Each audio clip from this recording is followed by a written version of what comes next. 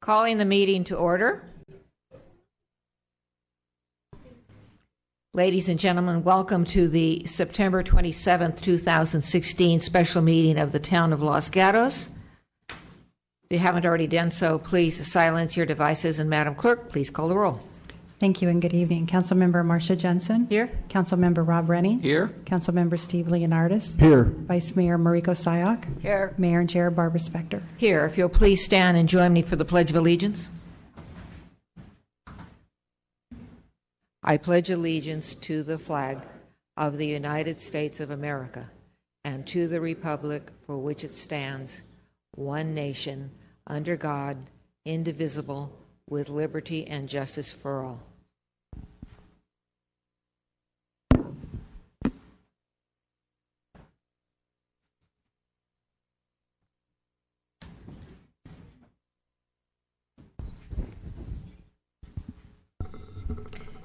Next item on our agenda, before we get to other business, verbal communications. I have no cards. Does anyone in the audience wish to address us on an item that is not on our agenda? No cards, no one coming forward. We will now move on to other business, which is our one agenda item. Discuss potential amendments to the North 40 specific plan. The way we will be proceeding this evening is, as we always do, Council will begin with questions of staff, if any, and then we will go to our testimony.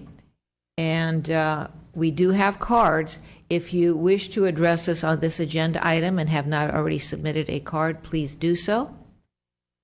Staff report. Staff does not have anything to add to what's been presented. That's a short report. Do we have questions of staff?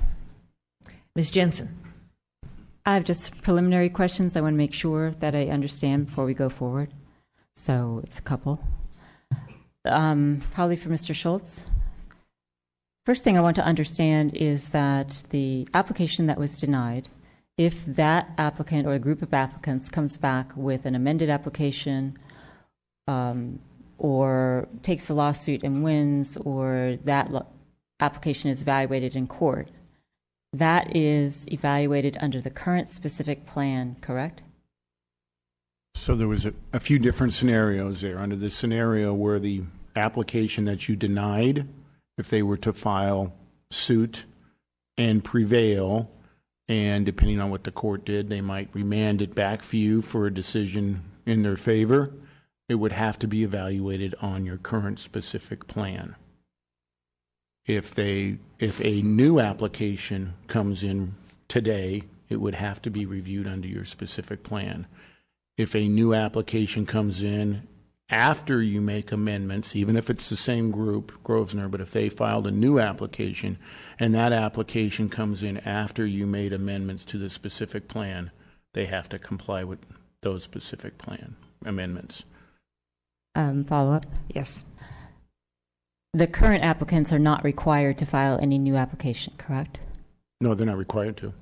And is it correct that from now until the time the specific plan is amended, if it is amended, anyone who's a landowner on that property can come in and file an application under the current plan? That's correct. Thank you. Other questions? Seeing none, we will go to the public testimony. Like I said, I do have cards. If you intend to speak, submit a card. First person, Barbara Dotson.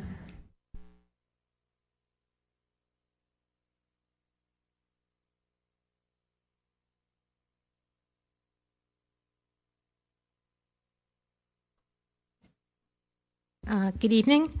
My name is Barbara Dotson. I live on Marchmont Drive. I hope that as you consider amending the specific plan, you will consider reducing the allowable height for buildings, except for a possible hotel, consider reducing the overall sizes of the residential units, and think about rewriting the definition of open space. I think problems arise when we don't follow our town code. That's what's happening here when we allow residential and other buildings to be 35 feet tall. Our town code underpins the look and feel of our town and helps us retain our small town feel. Town Code Section 29 specifies the height of residential structures, including duplexes, as maximum 30 feet.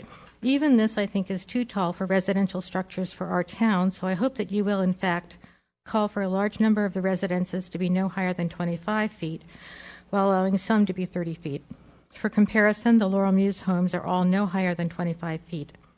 This height seems more in keeping with the look and feel of our town and is likely to enhance opportunities for hillside views. I also hope that in order to enhance affordability and allow for more open space, you will reduce the sizes specified for most of the residential units.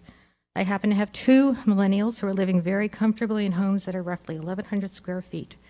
They have one child each and are living in homes with 3 small bedrooms and 1 small bath. I myself grew up in a 1,200 square foot home. I think that many of us who live in large homes have a distorted view of how much space young people and also older people really want and need. Nowadays, affordability is critical. I would like to think that R10 will make it possible for people who are critical to our community and have moderate incomes, teachers, firefighters, nurses, police officers, to live in our town. Reducing the sizes of the residential units is a step we can take toward affordability. I'd also hope that a revised specific plan could redefine open space. The proposed development had more open space than was required, yet felt like it lacked both openness and space. I think this may have been because the current specific plan allows for inclusion under green space calculations, private residential green space, parking strips, and planters. It also includes items that should be defined, since I and probably many others have no idea what they are. These are bioretention and drivable turf block. I think that open space calculations should be reserved exclusively for public open spaces. Thank you for your continued hard work on this important issue and your willingness to reconsider the specific plan. Thank you. Questions? Seeing none. Madam Mayor, Ms. Jensen. after each speaker, should we ask questions that we have of staff or just write them down and save them up for after? For staff, I would suggest we wait till the end. Okay, thank you. Thank you. All right, so in order to keep the process moving, I'm going to call the next 3 cards: David Wiseman, Ann Robinson, and Chuck Coe. Mr. Wiseman.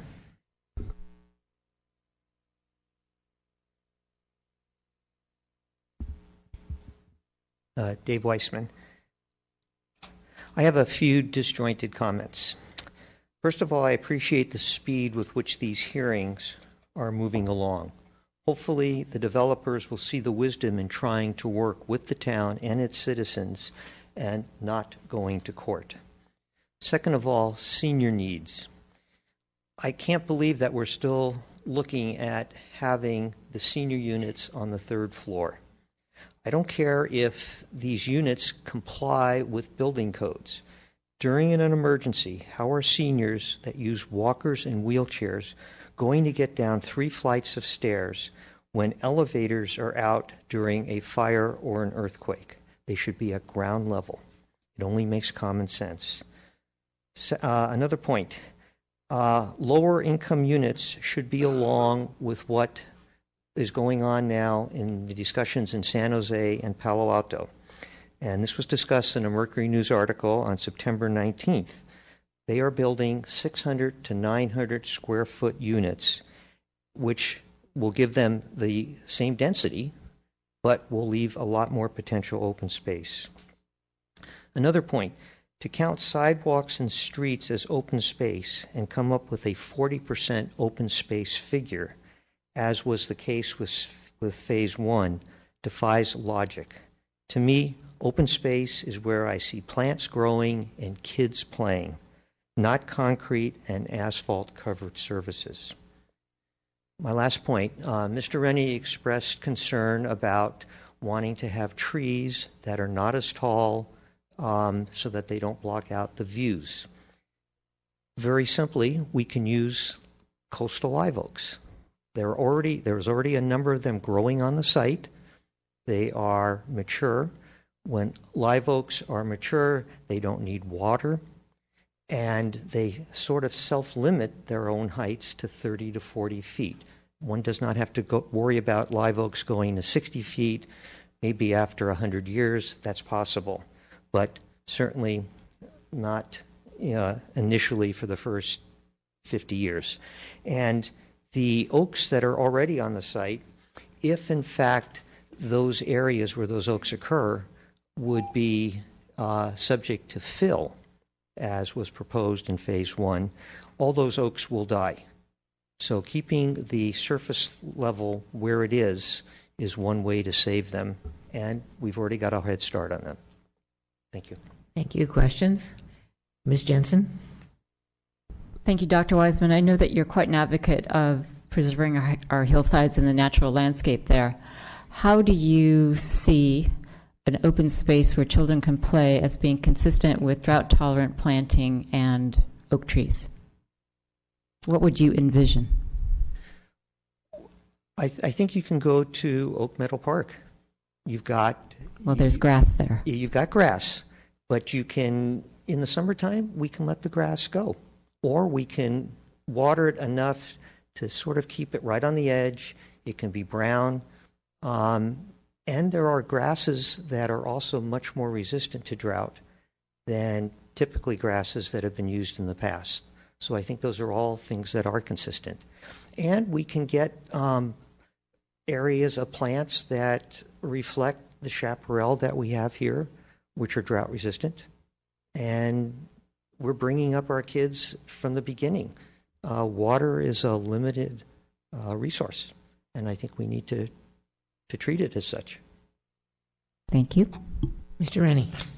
Thank you, Mayor Spector. Dr. Weissman, last time I walked the site with the applicant, I noted that there was, several quite beautiful trees out there, and so we had a discussion about, where the fill was going to be, and it was going to be everywhere, and they seemed to say that, there's no way to not fill and get the drainage right and so forth, and I think that's a much longer discussion, but instead I had a discussion about transplanting trees. Could we move some of the trees? I guess my question for you is, what is your opinion on the ability to move some of the oak trees? Well, certainly the older and bigger an oak tree is, the more difficult it is to move it. And we've seen that where developers have come in with projects in the hillsides, have said we're going to move these trees. Everybody goes, yay, developer. They move the tree and the tree dies. It's a difficult issue.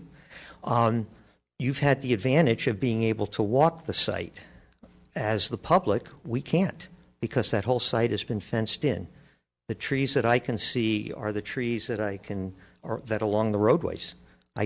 None of us could get in and actually walk among the story poles. And hopefully when this comes back next time and story poles go up, we'll have open houses so that the public can get onto the site and actually look at what's being proposed instead of trying to look at it from Highway 17. Okay, thank you. Other questions? Seeing none, thank you. Ann Robinson, Chuck Coe, Roy Moses.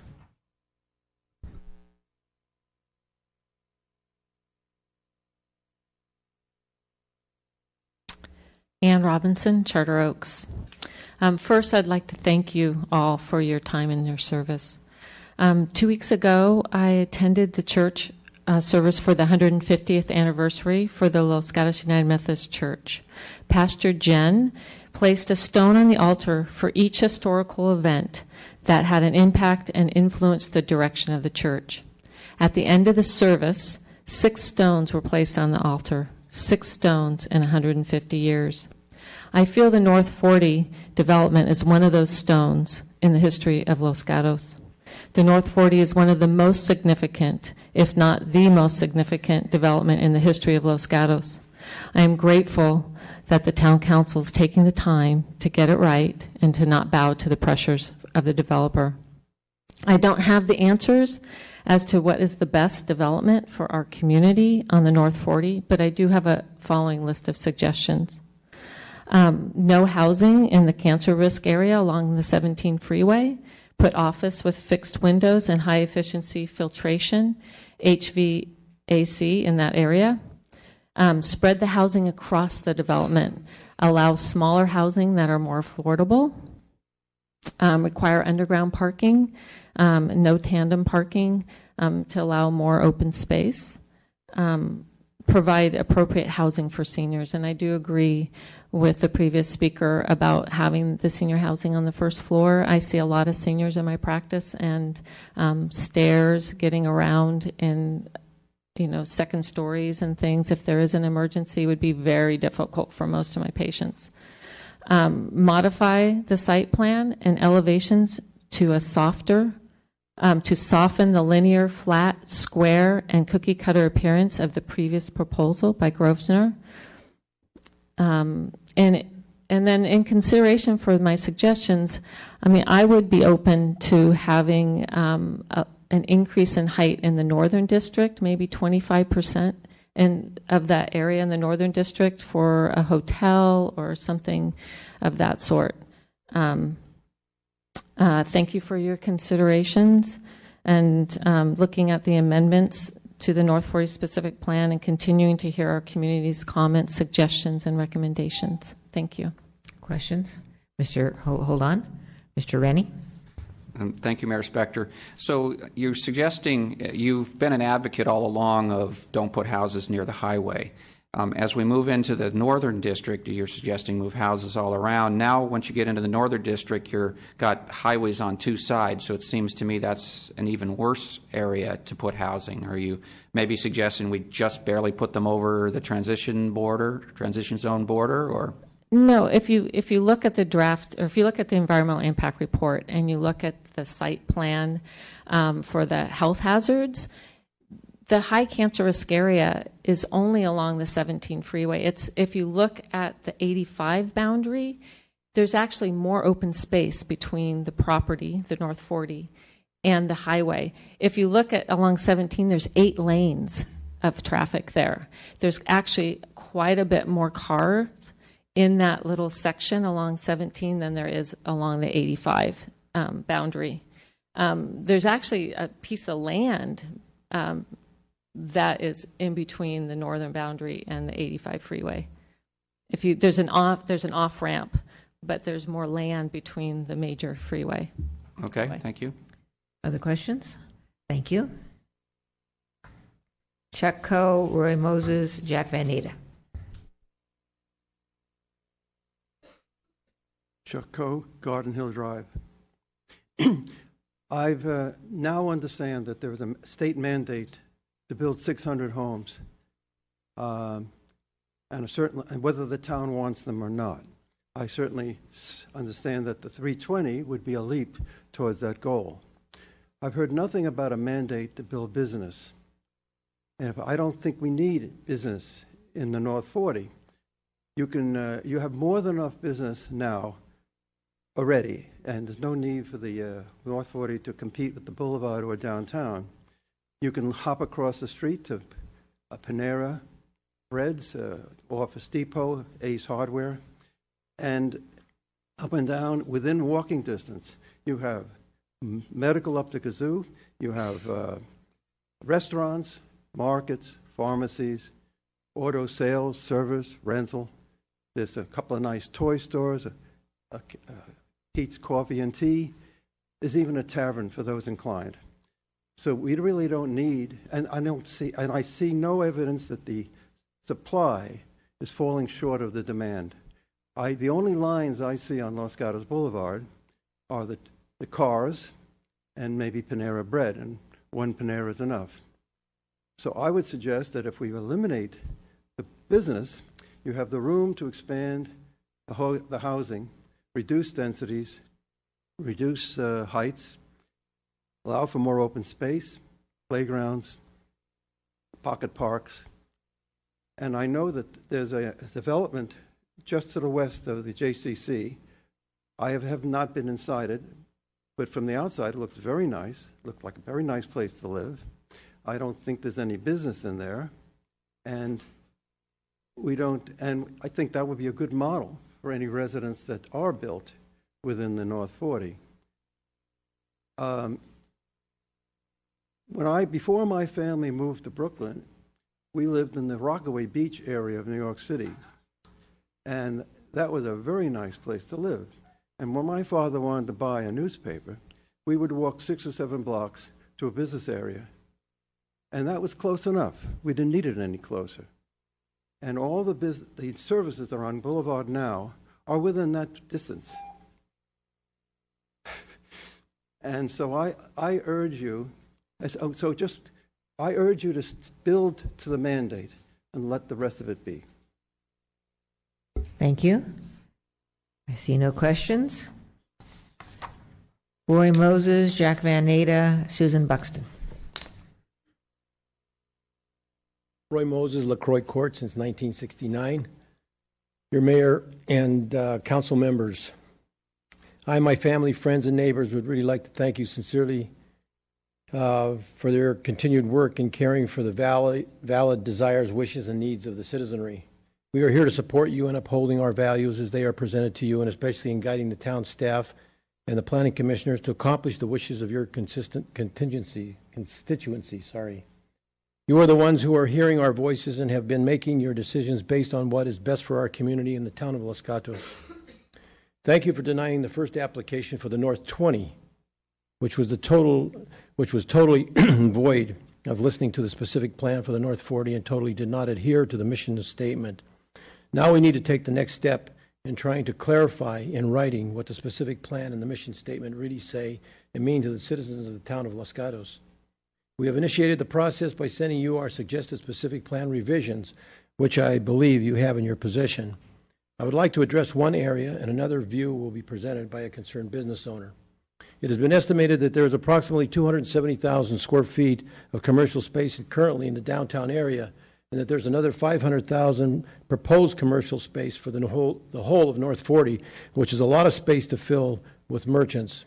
My concern is that with that much space, there will be a saturation of similar businesses with not enough people to support all of them in time, which will eventually turn this area into a ghost town of small vacant stores. In my humble opinion, you need a heck of a lot of people to support this kind of square footage, and where are they going to come from? Look at your map. We are on the perimeter outskirts of the Silicon Valley on a road leading into the Santa Cruz Mountains and headed to the beach. I do not believe that 500,000 square feet will survive in this area. Then what will happen? The landlords will demand that the big box companies and the dime a dozen hamburger joints fill all the spaces, and there goes the character, look, and feel of Los Gatos. My suggestion is to reduce the commercial space in the North 40 to less than 250,000 square feet and consider adding other types of housing laid out in the specific plan, especially more senior housing. And we could really use a Los Gatos community center, and this would be a perfect spot for that venue. Two more notes. I encourage all the citizens of Los Gatos to regularly start coming to some of the town council and planning commission meetings and participate in the agendas and help protect our town with your thoughts and concerns when projects are being planned and introduced. I also encourage many of you who share education as a passion to attend some of the school board meetings for your school district to track what is developing in our area, to definitely encourage our administrators and others to strongly negotiate with the developers a sound financial base going forward, which anticipates growth along with quality of education. Thank you. Mr. Rennie. Thank you, Mayor Spector. Mr. Moses, so of the 460,000 square feet of commercial that are allowed, currently 250,000 can be office, which wouldn't compete with the downtown. Would you think that maybe we should increase the amount of office that is allowed out there then instead? Increase the amount of office? Yeah, right now there's 250,000 square feet of office allowed. If you're afraid of downtown, we could add more office space instead. Not at all. It just increases to the traffic in the area. You're bringing more people in that respect to commercial buildings, medical buildings, whatever, and you have them there already. Okay, thank you. I was a retailer at one time, and I know what it takes. When I first opened my clothing store, I was going to come to Los Gatos, California, and I decided against that. I lived here, and I could drive 10 minutes to work. I went into the heart of Silicon Valley because in order to survive and make a profit, small businesses work on very small profits. And unless you do volume, you can't survive. There's not enough people around here to allow that much square footage with all these small shops and have everybody survive, including the downtown.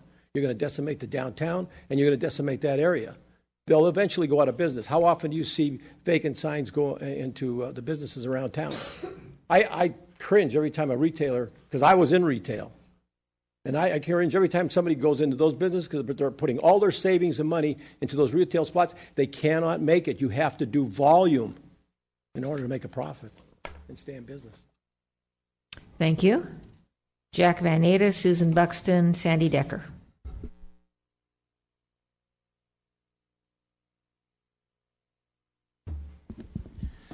Good evening, Council, Madam Mayor. I am addressing the possible costs to the two school districts, Los Gatos school districts, should kids from the out-of-district portion in the northern half petition and succeed to attend Los Gatos schools. Both Superintendent Abadi and former school principal and administrator Jim Russell felt strongly that petitions will succeed partially due to the distinct neighborhood that the two freeways and the two arterials create. I am concerned that the cost to the school districts will go unnoticed. We don't know how many kids will attend from either 1 year or up to the full 13. Therefore, for the sake of time, lack of data, and simplicity, these numbers reflect a pessimistic scenario, though not a worst case. I am basing this on all children attending for the full 13 years in the Los Gatos School District. The cost to the Los Gatos Union School District for one child attending Los Gatos schools from the out-of-district schools will, for 13 years, will be $82,731. The cost for 108 students will run the school district $9,968,682. That cost goes to the Los Gatos Union School District. The average annual cost to the district will be $763,668. This is a thumbnail sketch and not perfect. And again, it is a pessimistic scenario, but it is something to consider. My recommendation, should you decide to put housing in the northern half, would be to make the units much smaller, 1,000 square feet or less, and thus less appealing to families with school-age children who may be better served in the southern half. Thank you. Questions? Seeing none, thank you. Susan Buxton, Sandy Decker, Stanford Stickney. Good evening. My name is Susan Buxton, and I have lived in Los Gatos for over 40 years. I would like to speak to the need for a variety of affordably priced housing to be included in the specific plan. I feel, as many others, that the 13.5 acres zoned for 20 units per acre should be spread throughout the North 40 and include a variety of housing types. Included in this housing should be truly affordable housing units. In order to achieve this, residential developers should be required to follow town code and our existing below market price program. The BMP guidelines state their main goal is to increase the housing supply and meet the housing needs identified by the town's general plan housing element. It provides a blueprint for developers as to the number of units required, their size, location, look, and facilities provided, such as parking. It also states that the general intent is to provide affordable housing for those with low or median household incomes who work and live in Los Gatos. The general plan also states that a minimum of 20% of the units on the North 40 shall be affordable to households at the moderate income level or below. At this time, when many affordable houses in Los Gatos are being replaced with houses worth multi-millions of dollars, how can we justify not requiring individual below-market affordable units to be included throughout the North 40? This program would allow for housing costs to meet the needs of many income levels, as stated in the 2015-2023 housing element. I recommend that the specific plan should be revised to clearly restate how affordably priced housing should be addressed. Therefore, perhaps Section 2.7.3, Item C, on page 2-26, could be amended to read, affordable housing shall be met pursuant to the town code and the below market price program guidelines.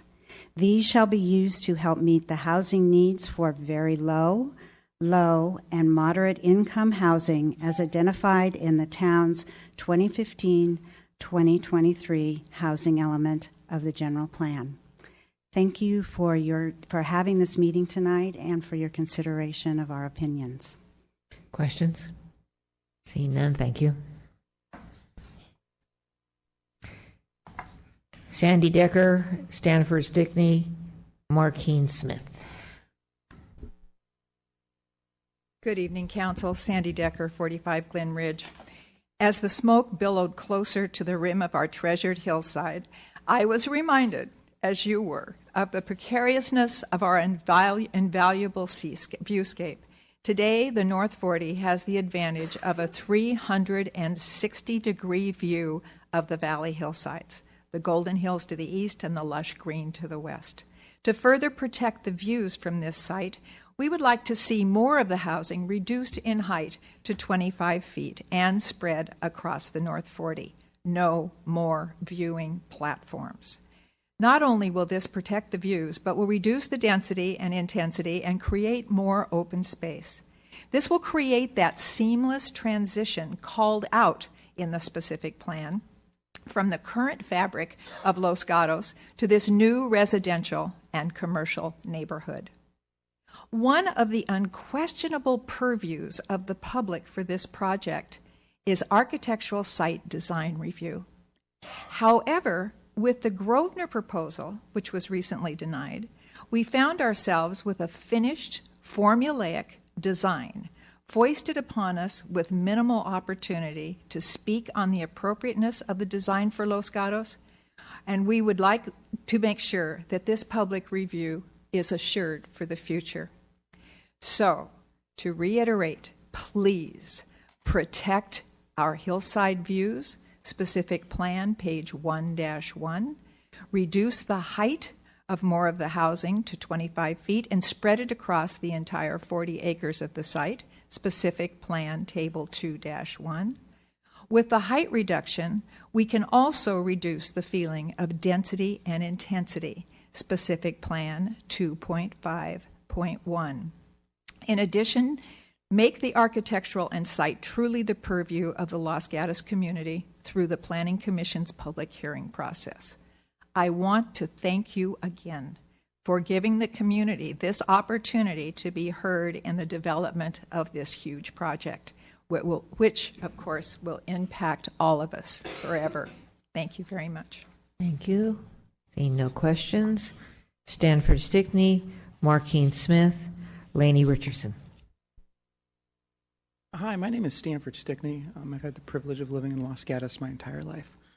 I think having development is wonderful, but I guess the question at the table is at what juncture does development hurt or inhibit the quality of life of our constituents? Just in the summertime, going to Safeway from my home can take 45 minutes. And then sometimes if I want to go to Los Gatos Boulevard during rush hour, that can take 45 minutes. And assuming that the qualitative estimates for the traffic study are accurate, and it would be anywhere between 400 and 1,000 more vehicles, I don't see how conceivably, I think it would only hurt everyone within the town, not only on Los Gatos Boulevard, but Main Street, Santa Cruz Avenue. At what point do we question the quality of life if we have continued development? It was my understanding that one of the benefits for moving the police station to Los Gatos Boulevard was there was more readily access for emergencies for our peace officers. Wouldn't we be kind of in essence kind of creating that same traffic jam which is already present by adding such an extensive amount of vehicles? And then the next question would ask, what happens when it's so unbearable for town constituents to go to Safeway, for example, that we want to go to Saratoga? Is it conceivable that then the downtown will start to suffer, let alone everyone within the community just sitting in traffic? My proposal would be if we were to make that into a wildlife conservatorship, in which we are taking historical, one of the last parcels of land within the Bay Area, which is what originally the Bay Area was founded on, and we could preserve that for future generations, for our children and our grandchildren. My fear and worry is if we do the development, whether it's a hotel or it's the affordable housing or units, or whether it's a commercial space, we're going to be increasing exponentially the vehicle traffic within our community. And that is only our initial estimate. What happens, 5, 10, 15 years down the line, development will always only continue. Where is that the balance between pro-development and ensuring that our citizens are having a quality of life that's amicable to our mothers, our daughters, our children, being able to navigate? Those are my thoughts on the matter. Thank you for your time and consideration. Thank you. Markeen Smith, Laney Richardson, Ed Rathman.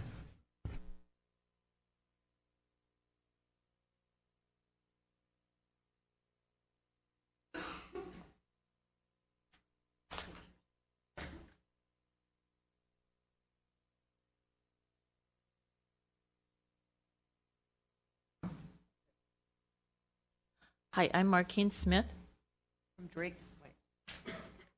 I live on Drakes Bay Avenue, and in your packet, I had given 4 suggestions for changing the zoning of the specific plan, and the first one is to create a scenic corridor overlay zone, and this would be to enhance the scenic quality of Los Gatos Gateway and provide air filtration, buffer noise levels, and preserve wildlife habitat.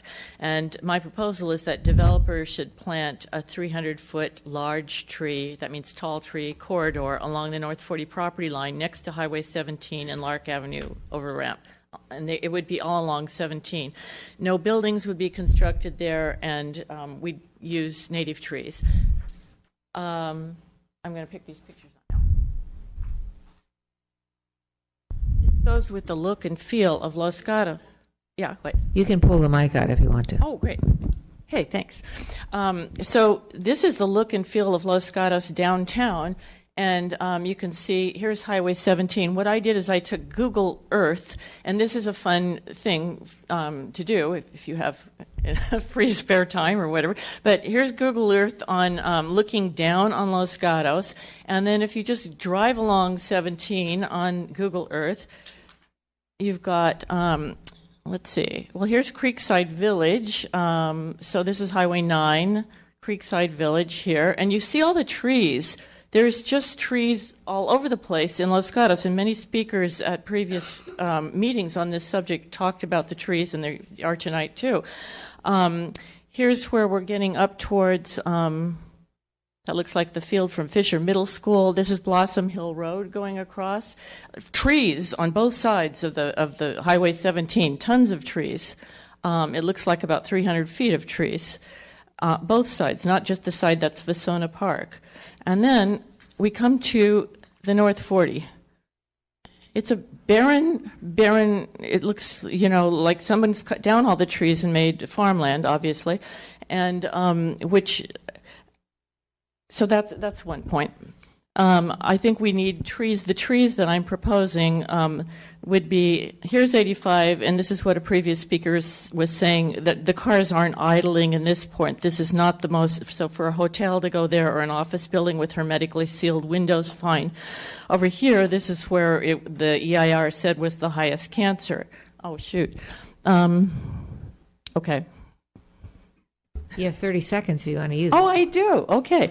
All right. So my next thing was, I was just going to say, no black lung lofts is the deal. So in other words, no buildings, no residences right along the corridor. And I wanted to know just the existing uses of the property. Notice that all of the Yuki property on both sides of the freeway, the residences are far from the freeway. Thank you. Sorry. Questions? Thank you, ma'am. See no questions. Laney Richardson, Ed Rathman, Angelia Dorner.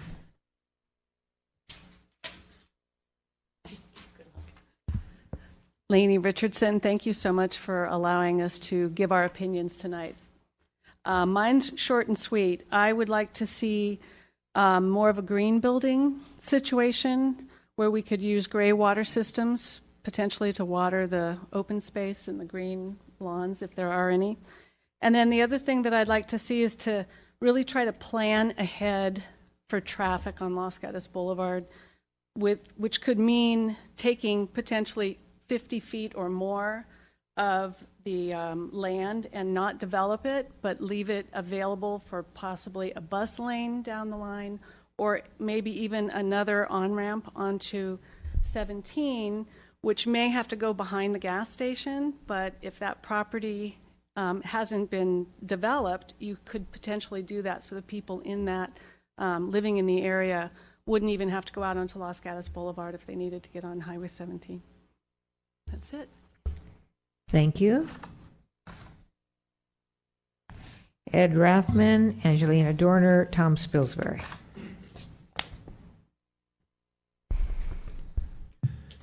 Mayor, council members, my name is Ed Rathman. I'm in favor of amending the specific plan. I'm concerned about the massive size of the retail allowed at the North 40 under the current plan. At 400,000 plus square feet, it is almost the size of Santana Row. At its current size and the fact that there are very few restrictions on it, I believe it will seriously hurt our downtown economy and any other retail in Los Gatos on Los Gatos Boulevard. Its current potential size of over 400,000 square feet is way too big and needs to be reduced substantially. In addition, there needs to be restrictions on the amount of small retail and the number of restaurants. Many new developments now, like the new Main Street Center in Cupertino, are full of restaurants with very little retail. That would certainly harm the downtown's vitality. Also, the market hall concept should not be allowed in the North 40. It is a great and popular concept, but it belongs downtown. It will be full of small retail and restaurants and will be a regional draw. Those of you that were on the advisory committee, I'm sure you remember that the retail at the North 40 was supposed to serve the neighborhood and not draw people from all over the valley. A market hall would be a regional draw. Finally, CUPs should be required at the North 40 in the same way they're required downtown. Why would the town want to give up that kind of control? It is unfair to the downtown to require them there, but not at the North 40. Let's get away from the idea that every development needs to have small retail and restaurants in it. The North 40 is appropriate for other uses like mid-sized stores, a hotel, even some upscale offices. The retail at the North 40 can be a nice addition to Los Gatos without destroying our downtown. Thank you. Questions, Ms. Jensen? At least one, maybe two. Thank you, Mr. Rathman. I'm curious where a market hall would clearly have to be developed by a private developer. I'm curious where you think that would fit downtown. Well, with parking issues, traffic issues, noise issues. You know, you can combine certain spaces downtown that one property owner owns. I can think of certain businesses down the road that might not be there that it would be appropriate. I don't want to speculate or name businesses, but there's certain I can think of. It could be not just downtown, but across Santa Cruz Highway 9, that area that's got some, like where the bocce ball place is, there's a lot of big spaces there.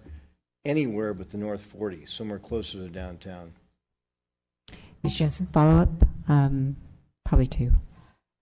Given the town's current very strong discouragement, if not prohibition, of converting retail to restaurant or converting, having any kind of, combining properties, if you had for example, market hall that had food service in it, and you'd be converting retail to restaurant, how would you think that would be possible given the current regulation on downtown?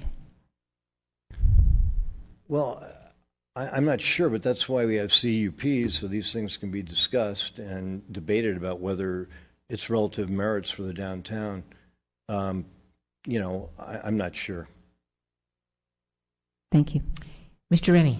Thank you, Mayor Spector. Mr. Rathman, about the Market Hall, the developer was saying their vision initially anyway, and I know you say things could change, was something that's more of produce and fish and meat and things that aren't sold downtown. And of course, you've made the comment that, well, later on it could change to shoe stores and handbag stores and things like that. Why not allow Market Hall but restrict it to food-only products, for example? Then it's really competing with Trader Joe's and Whole Foods rather than anything downtown.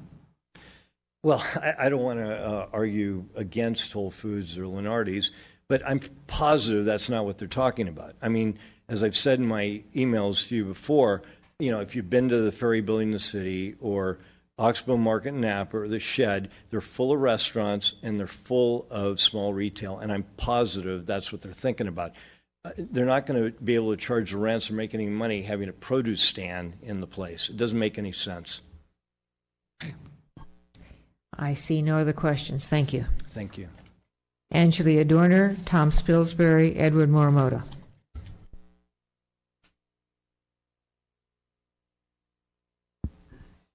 Hello, I'm Angelia Dorner, proud resident of the Almond Grove.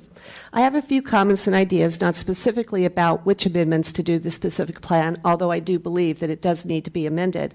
But these are ideas that are somewhat tangential and complementary to that process. During your public hearing and your deliberations on the North 40, the Planning Commission was doing the same on 401, 409 Alberta Way. They did a fabulous job.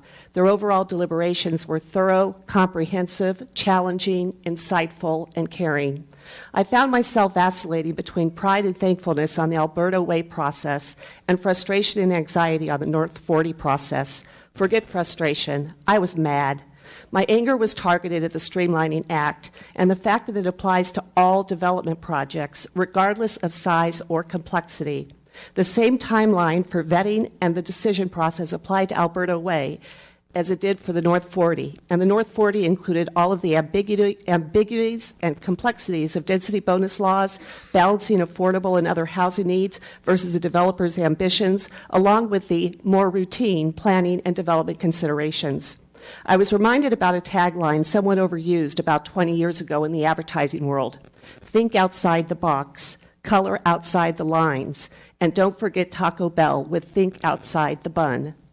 That's what we need to do. The Streamlining Act time clock starts ticking once an application is deemed complete.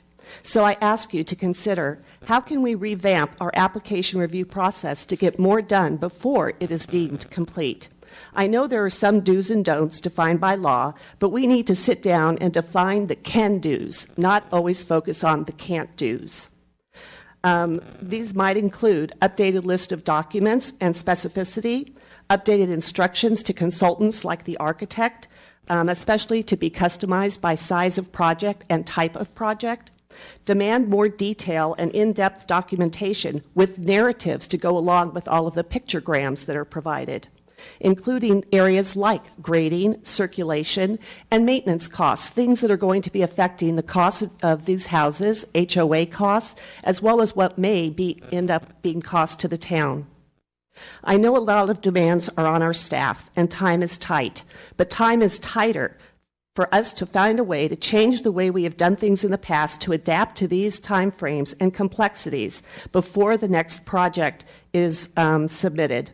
I actually suggest possibly working collaboratively with staff, one town council member, one planning commission member, and 3 dedicated citizens who can walk through the planning application review process and decide collectively what kinds of things can do and who would be willing to do the research and the work to get it done before the next application comes into place. Please think outside the story poles. Thank you. Questions? There's none. Tom Spilsbury, Edward Morimoto, Lee Quintana. Good evening, Madam Mayor, Council, and staff. You always get left out, so good evening, staff. I live at 120 College. I've been in town since '62. When I moved here in '62, I moved on Carlton Avenue right next to Ace Hardware, which was then Fry's Market. And my paper route when I was 10 was actually all the Yuki property on both sides of the freeway, Oka, So I've been around a little bit this area. I think that we need. Mr. Moses upstaged me because I thought I had the great line of the North 20, but he beat me to it. But when the Yukis pulled the second half of the property off the market, out of the equation, that changed the specific plan in my mind. So it's really the North 20 now. It's not the North 40, and that's changed the whole ballgame and the whole rules and the whole specs, everything really. In my opinion, the project changed dramatically. We're not sure what the Yukis will ever do. The Yukis probably need to be involved in any kind of conversation going forward, whether they want to or not, because they're really so integral to a phasing of a project. The property on Lark and Los Gatos Boulevard is screaming to be retail. It's really screaming, not housing, retail. You got the traffic issues with housing and the cancer.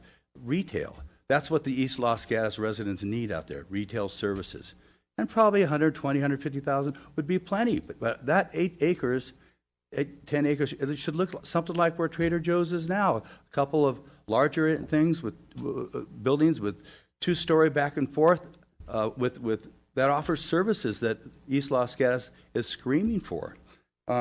We always have been out there on that end. I'm not out there now because I live in downtown. We scream for other things downtown. But with that being said, when you start with a development, you always start with the roads. And the roads have to be put in throughout that project, and East Los Gatos Boulevard has to be developed, or that traffic is going to always be a nightmare. That's an issue. It's a problem. But it needs to be addressed. Development 101 is roads first. If you go out to any development where they're building, that's what they do. They build the roads first.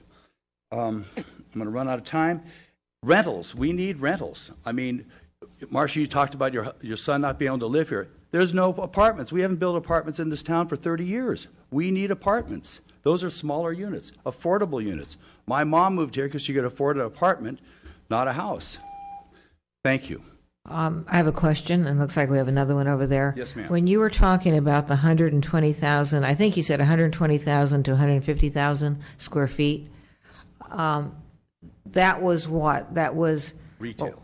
Retail for, I mean, how did you choose that square footage? Well, on 10 acres, about 25 to 30% is all you're going to do, so you can park it, right? I mean, you have to be able to park the retail or nobody comes to the retail.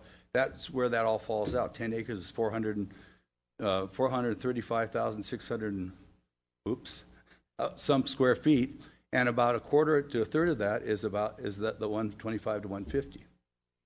Did you have in your mind what this retail would serve? I mean, is there a certain area of town or the North 40 or whatever that it would serve? I think it serves East Los Gatos. Everybody from National down up Carlton. Nob Hill is kind of underserved. It's not a great market. Trader Joe's is looking for larger space. Whole Foods is looking for larger space. Who knows what that means? I mean, will they move? Won't they? I don't know. But those are definitely possibilities. Sprouts is in the marketplace now. There's other food vendors, markets that would help service that neighborhood where people don't have to drive all over to get everything they need. Thank you. Mr. Leonardis? Thank you, Mayor Spector. Mr. Spilsbury, you mentioned the shopping center where Trader Joe's is now. Do you know the total amount of square footage of a center that size, or say the Lenardi's shopping center, just to give us an idea? I don't. I should. It's my bad. But I should, and I can get that information and email it to you guys. That'd be fine. I would say it's probably, the Trader Joe's is probably about 50,000 feet with the two-story layout they have there, maybe more. A little more, probably not much more than 60, and I think I'm not sure about the other center. Mr. Leonardis. Thank you, Mayor. And you mentioned making Los Gatos Boulevard wider. Are you referring to the northbound, north and southbound? Are you referring to the area between Lark and Samaritan Drive primarily? between Lark and Samaritan, there's 8 properties that stick out 60 feet into the right-of-way that really, some of them have already been widened, and some of them not. It looks like a domino effect.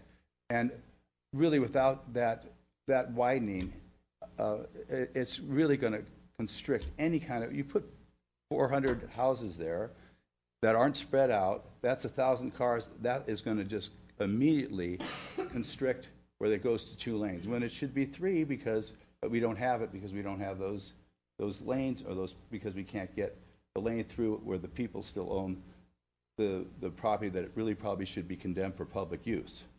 That's another problem. I know none of this stuff is simple. It's all very complicated. You guys got a tough job because it is complicated, but it probably has to be done one way or the other.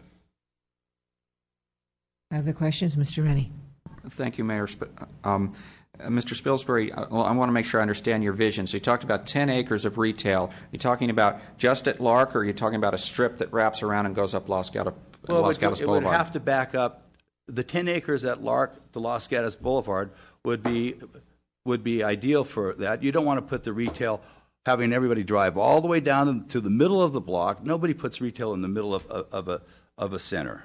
You have it on the outside, so that kind of traffic can get in and out of the neighborhood quickly, in my opinion. So, in the past, I think you've told us you were considering Los Gatos Boulevard all the way up, but this 10 acres does not include going all the way up to. No, I mean, I would think up on Los Gatos Boulevard, and I know this has been a contested theory, but we're in an aging population. We really need medical up and down there. We're sitting next to one of the best hospitals in Northern California for cancer, heart, brain surgery, and there's doctors are falling out of the way to try to get here to work with this aging population we have, and there's no place for them, and that's where you put them, is next to a hospital usually. So that was my opinion. I know that we've talked about traffic issues because of that, but I would think that would make a lot of sense to me. Okay, thank you. I see no other questions. Thank you. Thank you for your time. Edward Morimoto, Lee Quintana, Susan Kenkel. Good evening. My name is Ed Morimoto. I live at 460 Monterey Avenue, and I'll apologize. I actually originally hadn't planned on speaking, so I may tend to ramble or not be as articulate as I'd like to be. But I figured since my family, the Yukis, constitute 32 of the 44 acres on the North 40, and this hearing was about essentially starting proceedings to change the zoning on our home, it would be irresponsible of me not to get up and at least say something. It struck me that the first time that I ever got up at this lectern was probably a specific plan advisory committee meeting 4.5 years ago. And I think I got up to the mic to express my concerns at how long that process had taken. We were in maybe the 3rd year, and at that point did not realize there were probably another 3 years to go. Now, while I stand behind what I said that evening, at the time I think I didn't understand how complicated this North 40 specific plan was going to be. The trade-offs that were going to have to be made, the compromises, balancing owners' property rights versus the needs of the town, balancing school issues, taxation issues, economic viability of the downtown, economic viability of development. It's an immensely complicated topic, and I think the amount of work and effort and study that went into the specific plan is a testament to that complexity. Now, I can't believe I'm saying this, but I am probably the last person that would like to see the specific plan reopened and to further cast my family into limbo further. But if it is going to be reopened, I implore you to use at least that level of care and study that you did to come up with a specific plan before you change it. To add more restrictions, reduce its development capacity, to start putting size restrictions on housing units, that may all be the right thing to do. But to do so without adequate objective study would be, in my mind, irresponsible. To reduce its economic value without objective study showing that necessity would, in my mind, be a tantamount to a take. So I ask you, if you must reopen the specific plan, please do so with an appropriate level of study and deliberation, and not do it purely just on one hearing with a number of citizens, such as myself, just expressing opinions. Thank you very much. Thank you. I don't see any questions. Lee Quintana, Susan Kankel, Patty Elliott.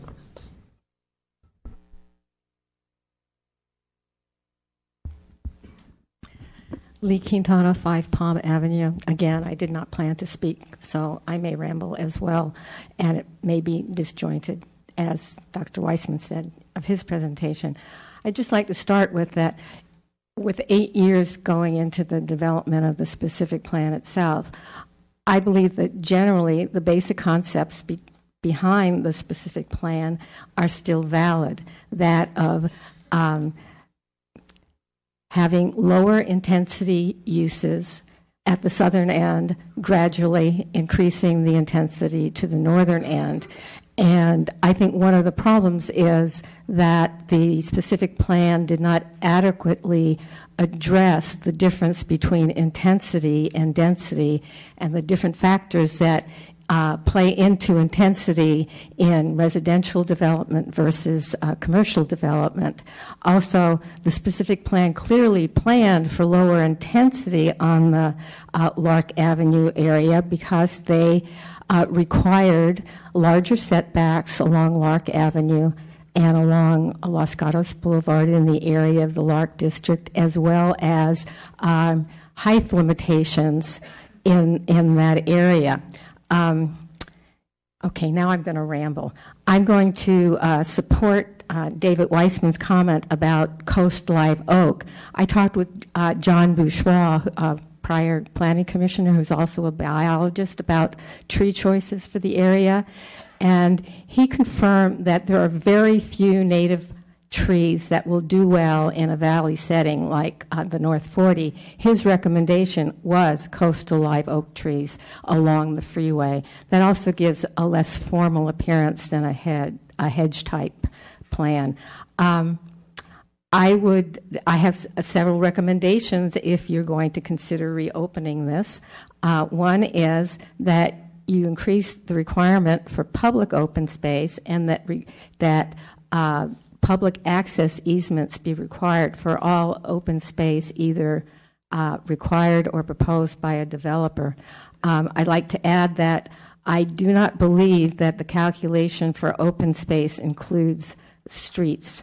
That is outside the 40% or the 20, 30%, whatever. Oh, shit. Sorry. That's taking time. If you are going to increase units, I would suggest that they be in the northern district, be limited in number, and specifically be located in the general area of the edge zone between the transition and other district. I would suggest that you remove hotel use as a use in the transition district, and of course I can't get to my others. Thank you. Maybe we have questions. Well, we do. Ms. Jensen. I am a tree hugger, and I like coastal live oak, and I like our hillsides. However, one of the main tenets of the specific plan was to make sure that we reflected the agricultural heritage of that property, which is not hillside or coast live oak. So how do you reconcile your recommendation of coastal live oak to the agricultural heritage of the property?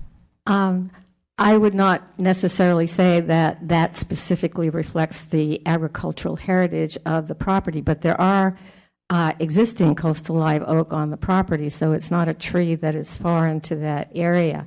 And again, expanding on that point of the agricultural heritage, one of my suggestions is that we consider having a little bit more detail in the direction of how we implement that requirement to reflect the agricultural heritage, as well as how we implement the historical structure preservation heritage, and give some direction as to where that should occur generally, and generally how it should be integrated into the entire unit. One of my comments was going to be that if you do include increased residential in the northern district, that you might consider allowing standalone row house, small unit row houses or townhouses, and cottage clusters, but that you establish a general location where they would go that would be consistent with, one, the agricultural and open space preservation, two, the excuse me, I forgot my second thought, but the second thought was that they also be taken into consideration the impacts of surrounding non-commercial development on those residential units if they are included, and to keep the opportunity for residences above retail. And thank you. I think you answered my question. Thank you. All right, Mr. Rennie. Thank you, Mayor Spector. Ms. Katana, you've been around planning in the town for a while. I'd like to tap your institutional knowledge. My recollection is the North 40 wasn't part of Los Gatos before Highway 85 was built.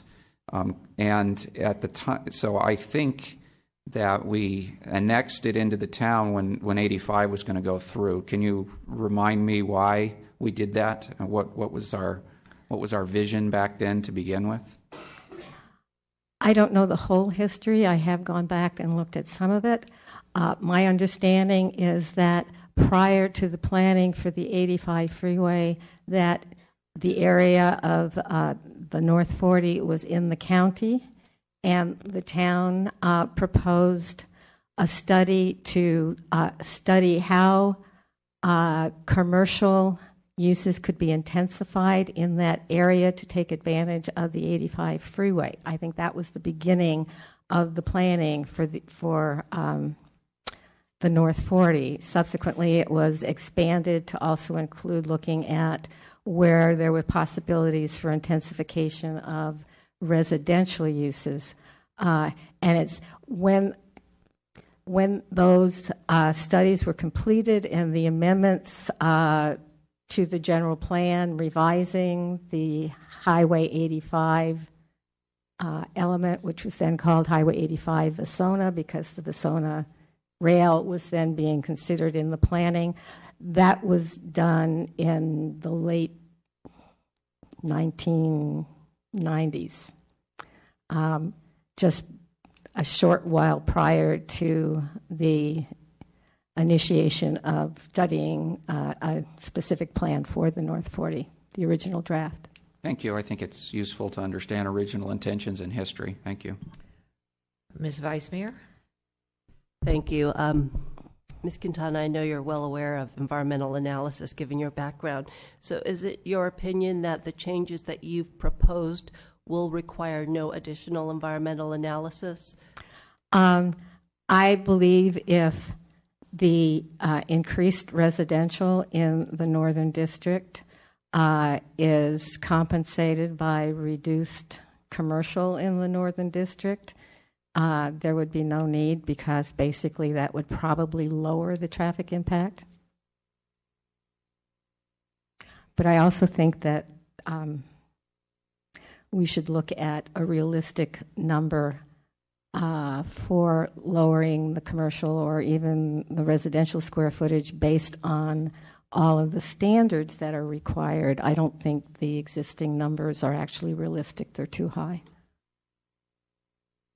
Mr. Leonardis? Thank you, Mayor Spector. Ms. Quintana, Mr. Spilsbury spoke earlier about putting the commercial on the southern part. He seemed to think that the access was better and the location was better for the commercial. How do you feel about that?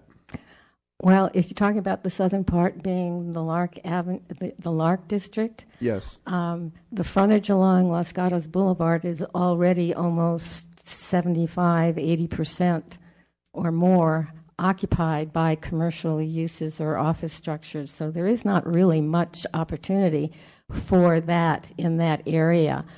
Further down in the transition district and the northern district, yes, there is opportunity for that, and that was, at least as far as phase one went, did take advantage of commercial along Los Gatos Boulevard.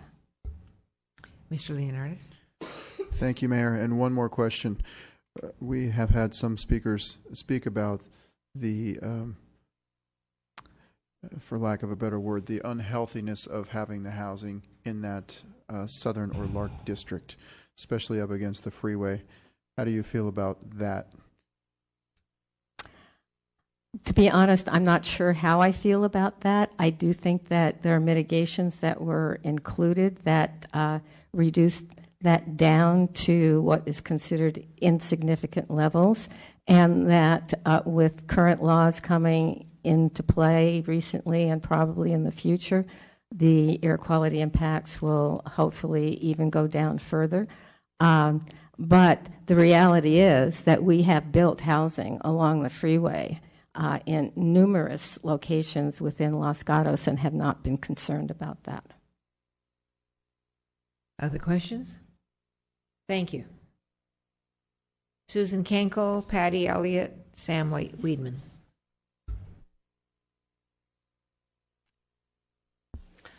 Good evening, Susan Kenkel, Reservoir Road. Thank you for considering alterations to the specific plan. One change I think is easy: mandatory underground parking for commercial and residential. Now, commercial, that's easy. You're doing it now. Safeway did it. Old Town did it where Steamers is. The Alberto project has it. So that's easy. But underground parking for residential, especially those, I think of them as blocks, but townhouses or apartments or whatever those large buildings were that we saw in the previous proposal, underground parking there would benefit everybody. I looked it up, and a minimum for a one-car garage is 12 by 20. That's getting a car in, not a big SUV. So, but if you took, as we said on the specific plan, you have 270 residences. And so if you took all 270 residences and you took a one-car garage off of their building, you have taken 64,000 square feet out of the buildings. You've put it underground. If we take that apart and say, okay, we're going to have garden clusters, the disabled, seniors, so we need to have some garages above. Let's say we take 200 of those residences and take their garages and put them underground. You're saving 48,000 square feet. So you can lower the mass of the building that is above ground. It's only residence. You could lower the height of those. And then, for a second thing, because you don't have garages attached to all these residences, you do not need the hardscape of driveways or alleyways. And so that hardscape all of a sudden can become green areas because we don't need hardscape for those cars. A third thing, to build all of these garages, you have to dig. So that soil perhaps could be, instead of offloaded, could be moved over to those portions of the North 40 which will have to have infill, as we heard in the previous application. So perhaps that soil could just be moved around the project and you would eliminate all that traffic headache with on and off with trucks. So, underground parking. Thank you. Thank you. I see no questions. Patty Elliott, Sam Weidman, Tom P. Crow. Good evening. I'm Patty Elliott. I first want to thank Mayor Spector for her strong leadership on this issue of such tremendous importance to our town. I hope that all council members can now hit the reset button and see the need to amend the specific plan to ensure that it contains the necessary particulars such that the next application for the North 40 actually implements the vision statement rather than pay lip service to or ignore it. Please make clear that the housing is to be spread throughout the 40 acres with less housing in the Lark District, as most people believe the specific plan calls for.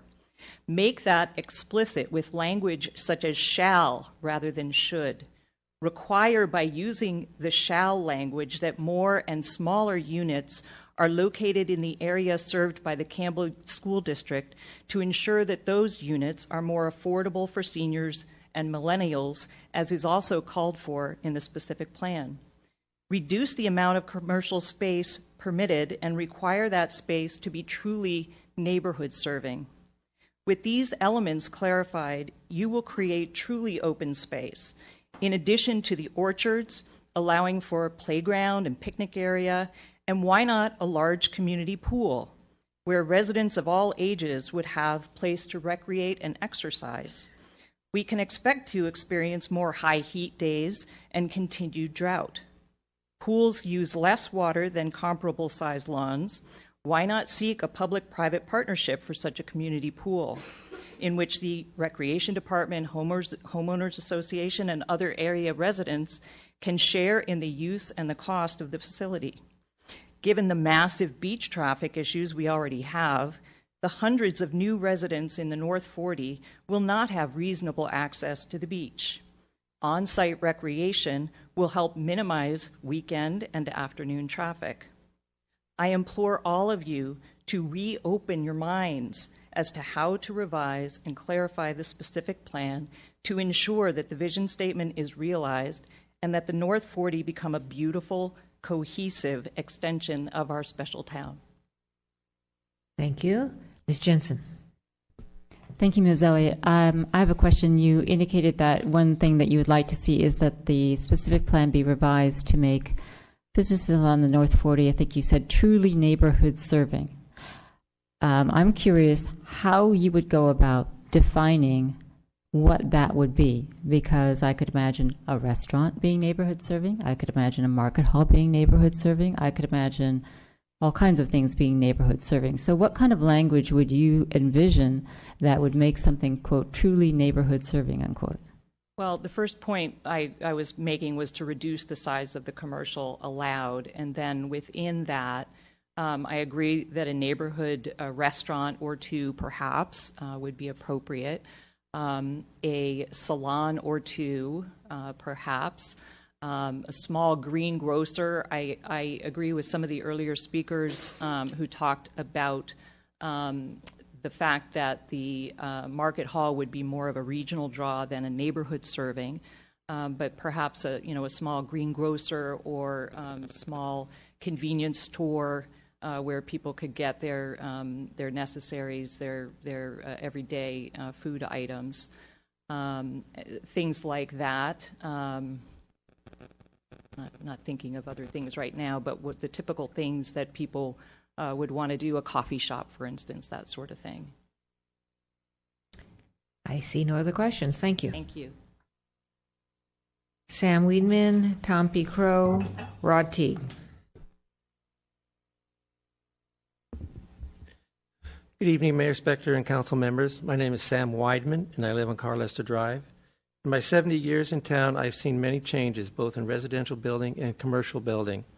We are now trying to decide what the last large piece of open area, the North 40, should look like.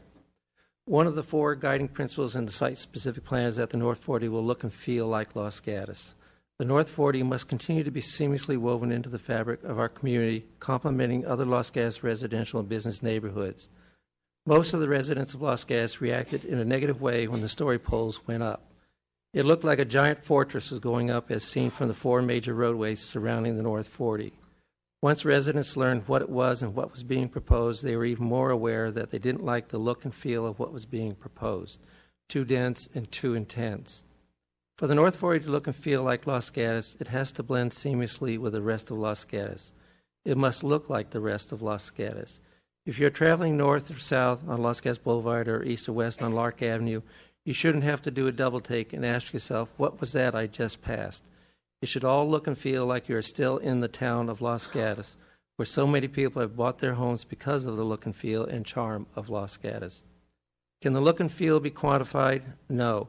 However, the number of residents who expressed their disapproval of the previous application based on the look and feel of what was being proposed greatly outnumbered the number of residents that were in favor of it, and that is objective data.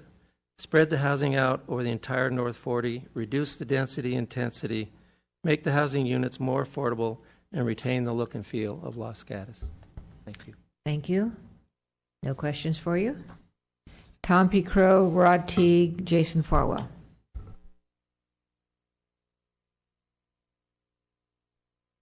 Thank you. Tom Pickrow, Panorama Way. Thank you for holding this special meeting. And I'd like to speak to the affordable housing aspect of the plan. As you know, the previous plan had 49 units, but specifically for the very low income category. I'd like to see attention given to the low-income category and perhaps also to that area of housing that's just above and near the low income, something that's, for example, available to people, seniors interested in move-down housing, and for people who need to rent and can afford Los Gatos type housing, typically at its current costs. I believe a more balanced plan could be developed that would specifically consider the needs of our seniors and our low-income residents of our town. Thank you. Thank you. Rod Teague, Jason Farwell, Lucille Weidman. Madam Mayor, council members, staff, thank you for acting so swiftly on this matter. And I hear Kevin Durant's already complaining about the traffic around here, and he just got in town, so I saw that on the news before I came over here. But many of the previous speakers already spoke to some of the suggestions I had, so I thought I would I made some notes, and I thought, the underlying problem that really brought us here was the specific plan contradicted itself. We really did little to stop those contradictions. For example, when you say look and feel, but you leave that interpretation open to a developer to figure out for you, you could end up with anything. And although the style I felt was introducing a new style of architecture into Los Gatos, I didn't think it looked anything or felt anything like Los Gatos. So my suggestion is maybe finding a prevailing look and feel that's in the north end of town. If you go up the north end of town, you do see a lot of tile roofs. There is a sort of Mediterranean feel in the north end. One of the other contradictions also is if you call for low intensity in the specific plan, and yet you go and zone 20 units per acre and give a by right privilege to the developer, knowing that that 20 units per acre is really going to turn into 27 units per acre, how can you ever achieve that low intensity feel that the specific plan is calling for? So those are just a couple suggestions. For the sake of the Yuki family and all the landowners, I hope this moves swiftly, and I hope that we really can come up with something that the town could be proud of, and we can all work together to achieve. Thank you. Thank you. Jason Farwell, Lucille Weidman, Ken Arendt. Good evening, Madam Mayor and council members.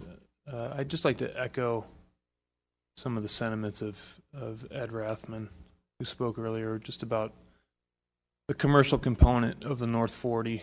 And this is not new news to you folks up here. I think you all know my position on it. But just for the public record, I just want to make sure that whatever we do is creating a fair playing field for the downtown commercial district as well as the North 40. And I think the only way to do that since the town seems to be unwilling to pull back on its restrictions downtown, is to put in place those same restrictions with the North 40. And that would be done through the CUP process. If you don't do that, you lose control. You put the ball in the hands of the developer, and they can bring in any tenant they want under the current specific plan. That is how it is. They can bring in anybody they want, any restaurant they want, and it will devastate downtown. There's no formula restrictions on the North 40. And really, I'm imploring you to insert an even playing field. Because, again, if you don't, it will lay waste to downtown. I'm just trying to think if there's anything else I'd like to add to that. That's really kind of my main point, especially as it relates to the food uses downtown as well. I think just the competition at the North 40 will be really, really tough, as well as on the retail. Ms. Jensen. Mr. Farwell, thank you for coming tonight. You indicated that you want to have a level playing field, and I'm wondering why deregulating downtown wouldn't create a level playing field. Well, I think that it potentially would, but the council doesn't seem to want to do that. Not yet. Well, yeah, but we're living in the present. And believe me, I think all of us have been around long enough to know that that's a really big hurdle to get over. What's the one? And I think, rightfully so, there has been an effort to protect downtown and the charm of downtown. I don't necessarily agree with all of it, but we've come to live with it and operate in it, and to have a whole separate part of town, especially in this concentrated area that's going to be newly developed and going to be beautiful and very enticing and lots of parking. I just see the masses heading north. One more question. Ms. Jensen? You and Mr. Rathman have both said on a number of occasions that you believe that construction of commercial in the North 40 would, various words that you used, but tonight you used devastate. So we got a report in late August from our town manager and economic director that the sales tax in the first quarter for Los Gatos is down 7.8%, and the historic sales per capita is at a 10-year low for the first quarter, which is not reflected in other communities that are comparable to Los Gatos. So we are unique in our sales tax going down, and that is without construction of the North 40. So to what would you attribute that if the North 40 hasn't yet been built? That's a good question. I mean, I'm assuming that a portion of that would relate to some of the traffic issues we're dealing with.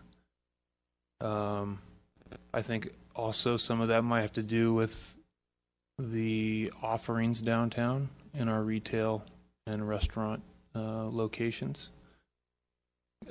Frankly, I think that the vitality of downtown is struggling. I think it needs a makeover. I think it needs to be cleaned up. It needs to be more inviting. We need more parking. So I would attribute it to a number of those factors. I may be wrong.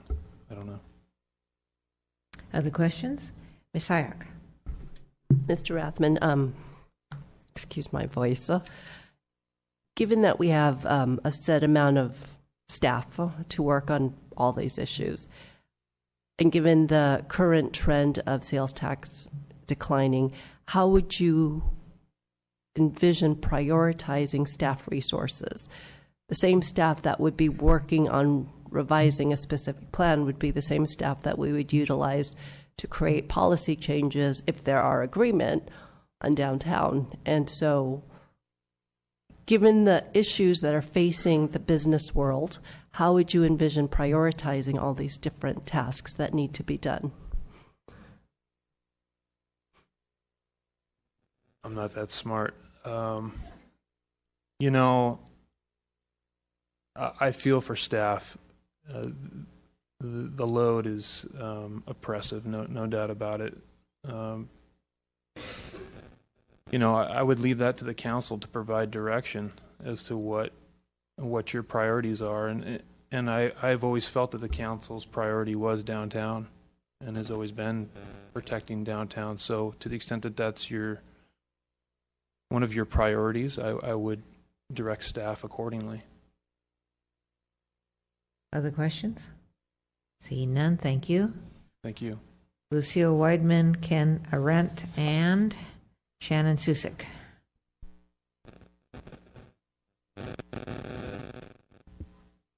Good evening, Mayor, Specter, and Town Council members. My name is Lucille Weidman. I live on Carlester Drive. It has been brought to my attention that a 3-story hotel for family members of cancer patients receiving treatment at the Stanford Cancer Center is being planned for the 4 parcels at Burton Road and Los Gatos Boulevard. If plans have been submitted to the Planning Department, this makes defining the design elements of the North 40 time sensitive. I would like to suggest forming an ad hoc committee to set design standards now. If such a committee is formed, I respectfully request inviting town residents to be part of the committee. I thank you for your time, and I thank you for your consideration. Before you leave, I didn't get the very first part of what you were saying. About Burton Road? Would you give me that again, please? Certainly.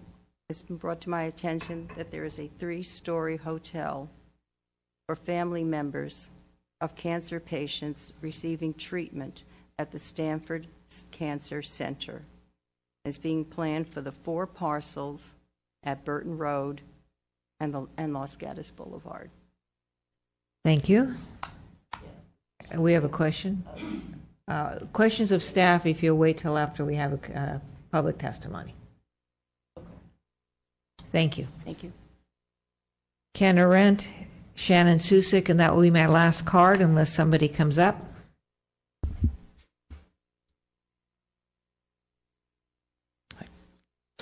Good evening, Mayor, Vice Mayor, Town Council members, especially Mayor, thank you for arranging this quick meeting to hopefully get some concurrence on amending the specific plan, a great document. The good news here, I think, is that we all love this town and its future going forward, so it'd be incredulous to think that we are not all aligned with that major objective. The benefits of such revisions, as called by Mayor Specter, would reduce and maybe eliminate any ambiguity or loophole that exists in the specific plan and make it more clear for any developer to respond properly. We want to avoid all of the contentious issues that arose during this last application process. On September 22nd, town staff had submitted a report which summarized Mayor's desire for amendment to ensure, quote, to ensure that future development meets the intended outcomes of a refined specific plan. And furthermore, this action is not intended to be a rewrite of the entire document. It was designed to be specific, clear, and require no amendments to the housing element. So, and I must say that we and many of my colleagues, we form a task force, have submitted many high-level comments to you, and you've heard from many of the people this evening. But I've got to talk about one issue that may be a little contradictory to the objective, and I'm referring to the last Staff Council Agenda Report submitted on September 26th. In my opinion, it displays a lack of urgency for the process, of which time is of the essence. We have heard numerous times this evening, and we have read it, that anything can be submitted at any time until such time as a revision is actually completed. Their report indicates that the earliest that the staff can bring something to the General Plan Committee is October 26th. Well, that may be true, but do you know how many times that committee has met this year out of the 18 scheduled times? None. They've canceled every meeting. I know that they can meet more quickly. I know some of the people on them personally. Then the report indicates that nothing will be put in front of the planning commission until December 7th, and finally at the town council until January 17th. In my opinion, I find that unacceptable, especially regarding the objectives that you set forward to do. We need to not have business as usual. We need to go ahead, perhaps use our task force, perhaps collaborate in some fashion to speed up the process. And I realize the priorities are tight, but you guys have the ability to establish those priorities. Thank you very much. Thank you. Ms. Jensen? I have a question for you, sir. Hi. You spoke about, I forget exactly what you said, but essentially closing loopholes to make the plan more particular. And one of the controversies, if you will, that was discussed over the 8 years or whatever it was of developing a specific plan was specificity and particularity versus allowing for discretion. And I'm wondering where you come down on that, because I'm going to ask the staff this question and Mr. Schultz as well. Once you write a plan that has no loopholes and is incredibly specific, once a developer comes in and complies with that plan, you are done. So how do you react to that? I don't think it's either or. I don't believe that you can eliminate subjectivity completely, because then you're locked, you're landlocked. But I do believe that I think that we can get a little tighter on here to avoid some of the ambiguities. We can go into the shoulds to the shalls, I think, as someone mentioned earlier this evening, and do things that more reflect the intent of where we want to go with this and not leave it as it is. So I come down on tightening things up, but certainly not landlocking a decision going forward. Thank you. Other questions? Thank you. Shannon Susick, Chris Chapman, and Bruce McCombs. Good evening, Mayor and Council. I just wanted to bring up one word, and then I'll be done. Traffic. Okay, I'm done. No, I'm not done. I have a couple of ideas, and I'm hoping it would be worthy of your time to put this in the revised specific plan. Each application shall require a current comprehensive traffic study using actual counts versus projected or based on tables. And I believe a definition of current should also be included. And my idea of current would be within the last 12 months. Each application, if not approved within a year, or if affected by significant changes within the development or within a 5-mile radius, shall have a revised or updated traffic study not to exceed 12 months in date. I know there was issues with the previous application in regards to CEQA and the EIR, and because of the housing element, but I believe that the traffic was the #1 complaint, or at least in the top 3 in regards to the past application. I would also like to see that each application shall include a pedestrian and bicycle counts, as the town's current goals are to reduce vehicular traffic and encourage bicycle and pedestrian transportation in all the neighborhoods. We just had a townwide count. I don't know the results yet. And this would be something to think about or to discuss more with Matt or the traffic engineers, but I don't know that necessarily widening Los Gatos Boulevard is going to help the traffic. I know that there's going to be issues with the on-ramps, but I know that when you look, and I forget what the principle is in chemistry or biology, but if you have a container and it gets bigger and it's whatever it is, if it's volume or something, but if you widen that road, people are going to come and they're going to think that they can get there. And then when they get down to Lark, it's going to narrow a little bit. When they get to Blossom Hill, it's going to narrow even more. And they will never go downtown if they're thinking about going downtown. So that's one of the thoughts. The other thing I wanted to say was that you have engaged the town. There are people, and we respect the time and energy that all of you have spent, and that the Yuki family has been wanting to sell their property. but a lot of people were unaware, unfortunately, for whatever reasons. And I know that as leaders, you want us to move forward. So let's move forward together. I think that the work that you've done in the last few months and your decision a few weeks ago was very brave and strong. And you have the respect and you have the help of everyone in this audience. Thank you. Questions? Mr. Rennie. Thank you, Mayor Spector. Ms. Susik, I want to make sure I understand your idea. So don't widen Los Gatos Boulevard so you don't let more people into town. Is that correct? No, I'm just not sure that widening it is going to really, truly mitigate the traffic issues, especially if we're talking about those parcels that are on the east side towards the hospital. I could be wrong, but I mean, maybe there's other ways we could mitigate. And maybe there's other circulation patterns within development or outside. But again, I'm not asking that I was asking for language in there regarding traffic studies, not necessarily new EIRs with each application because they're so expensive and take so long. The reason I ask is you immediately gave me this idea of why don't we have 2 lanes coming into town so that discourages people from using Los Gatos Boulevard as a way to get into town versus the highway, but allow 3 lanes going out so we can let people get out of town easier and reduce traffic. How does that sound for an idea? I wish now, there's many things I wish I had studied in school instead of journalism because it's not really helping me here. One would be to be a land use attorney and one would be to be a traffic engineer, my new love. But anyway, so I don't know. I mean, maybe Matt can. I think that there's a definite principle, at least as far as funneling traffic and moving it around. Okay, thank you. Ms. Jensen. Thank you for coming.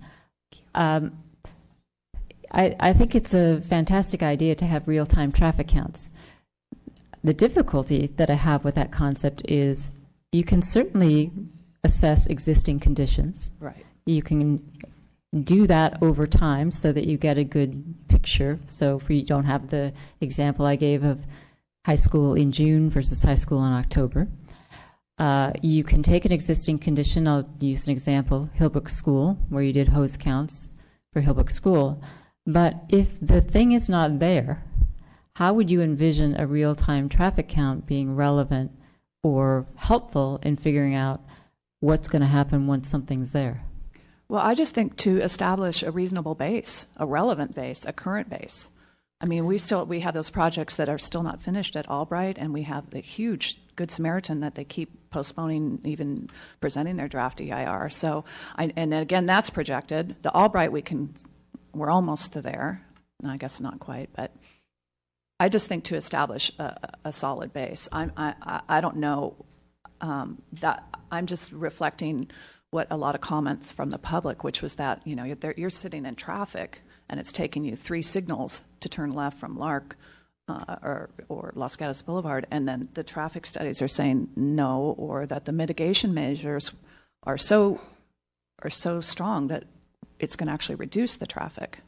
So I know you're not a traffic engineer or play one on TV, but if you establish a base that is occurring without the mitigation measures, how do you determine whether the mitigation measures are going to do anything? Well, I get what you're saying, but I'm just curious because this is always the conundrum with traffic because you're trying to figure out what's going to happen once something else occurs and it hasn't occurred yet. Right. So how do you do that with a base that isn't necessarily reflective of what's going to be the condition if it's built? Can we ask Matt? He'll say, look at the ITE manual. Right? I'll ask him later. Okay, thank you. Okay, other questions for the speaker? Thank you. All right, thank you. We have Chris Chapman followed by Bruce McCombs, and that's my last card. Hello, my name is Chris Chapman. I live at 201 Mistletoe Road. I'm just looking for ways to perhaps scale down uses of the North 40. And although the marketplace concept sounds very attractive, there are plenty of grocers in this town. I think of Cornucopia, which is a small boutique producer food stand on Winchester, which has operated there for 40 years. Maybe others want to pay $2 for an apple, but I think there are many opportunities, such as our farmers market in downtown Los Gatos, where people can shop for produce. So number one, the marketplace, to make it really successful, is something like the Ferry Building in San Francisco, and do we really want to have a magnet that draws more traffic to our area? I also really support the underground parking concept. I think that allows for more open space. There's been comments about, is a driveway open space? What is open space? But if you get all that concrete underground, I think it would be very important. I also think it is important to address Los Gatos Boulevard traffic prior to the approval of any development. I'm not really interested in seeing more strip malls on Los Gatos Boulevard deemed commercial. I frankly think something, the Office Depot is tucked back. It's not just another Trader Joe's upgraded strip mall. And so if there's more creative ways to not make the commercial stuff so blatantly obvious, and 40 plus height requirements, I think it would be better. Thank you. Thank you. Bruce McCombs.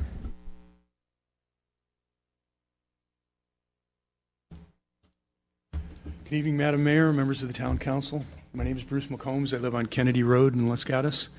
I'd just like to take a moment to thank everyone here again for the incredible work that you've done and what you're doing to help continue the quality of life here for us in Los Gatos, especially during the past several months. We've worked together on the proposed North 40 project, and I just really feel encouraged that we're headed in the right direction. I hope you feel the same. The past few weeks have been pretty exciting for all of us, to be sure.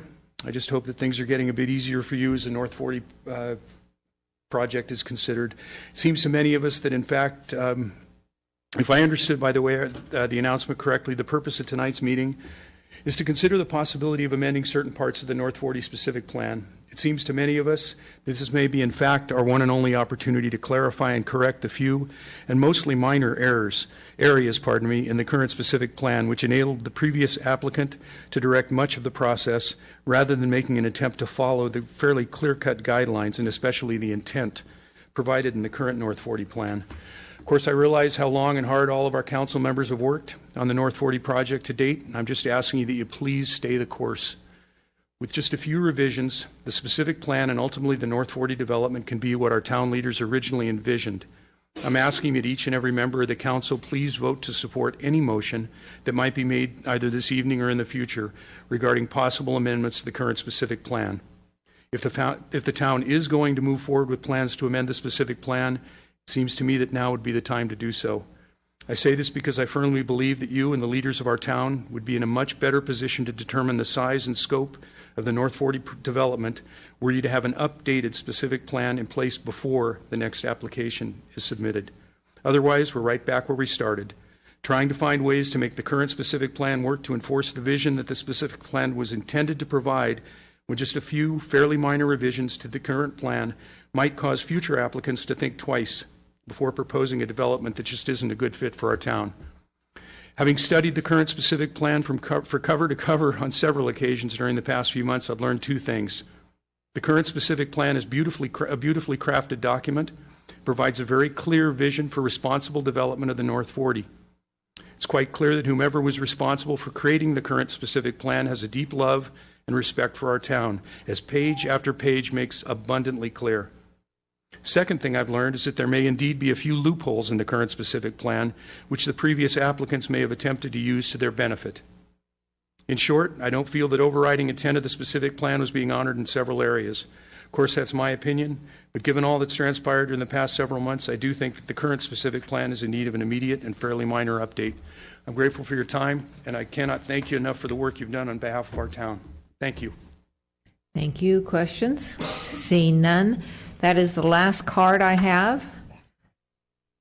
And so I'm going to close the public testimony portion of this hearing, and I am going to take a 10-minute break, and so we will be back at 9 o'clock. 9 o'clock, yes.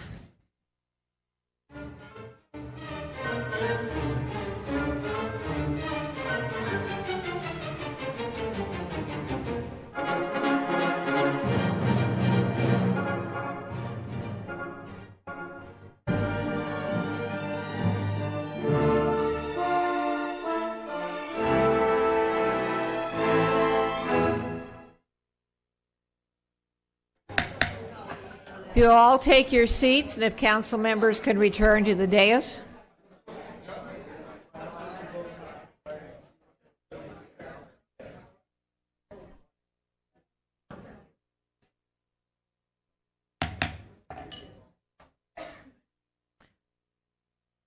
All right, continuing on with our hearing.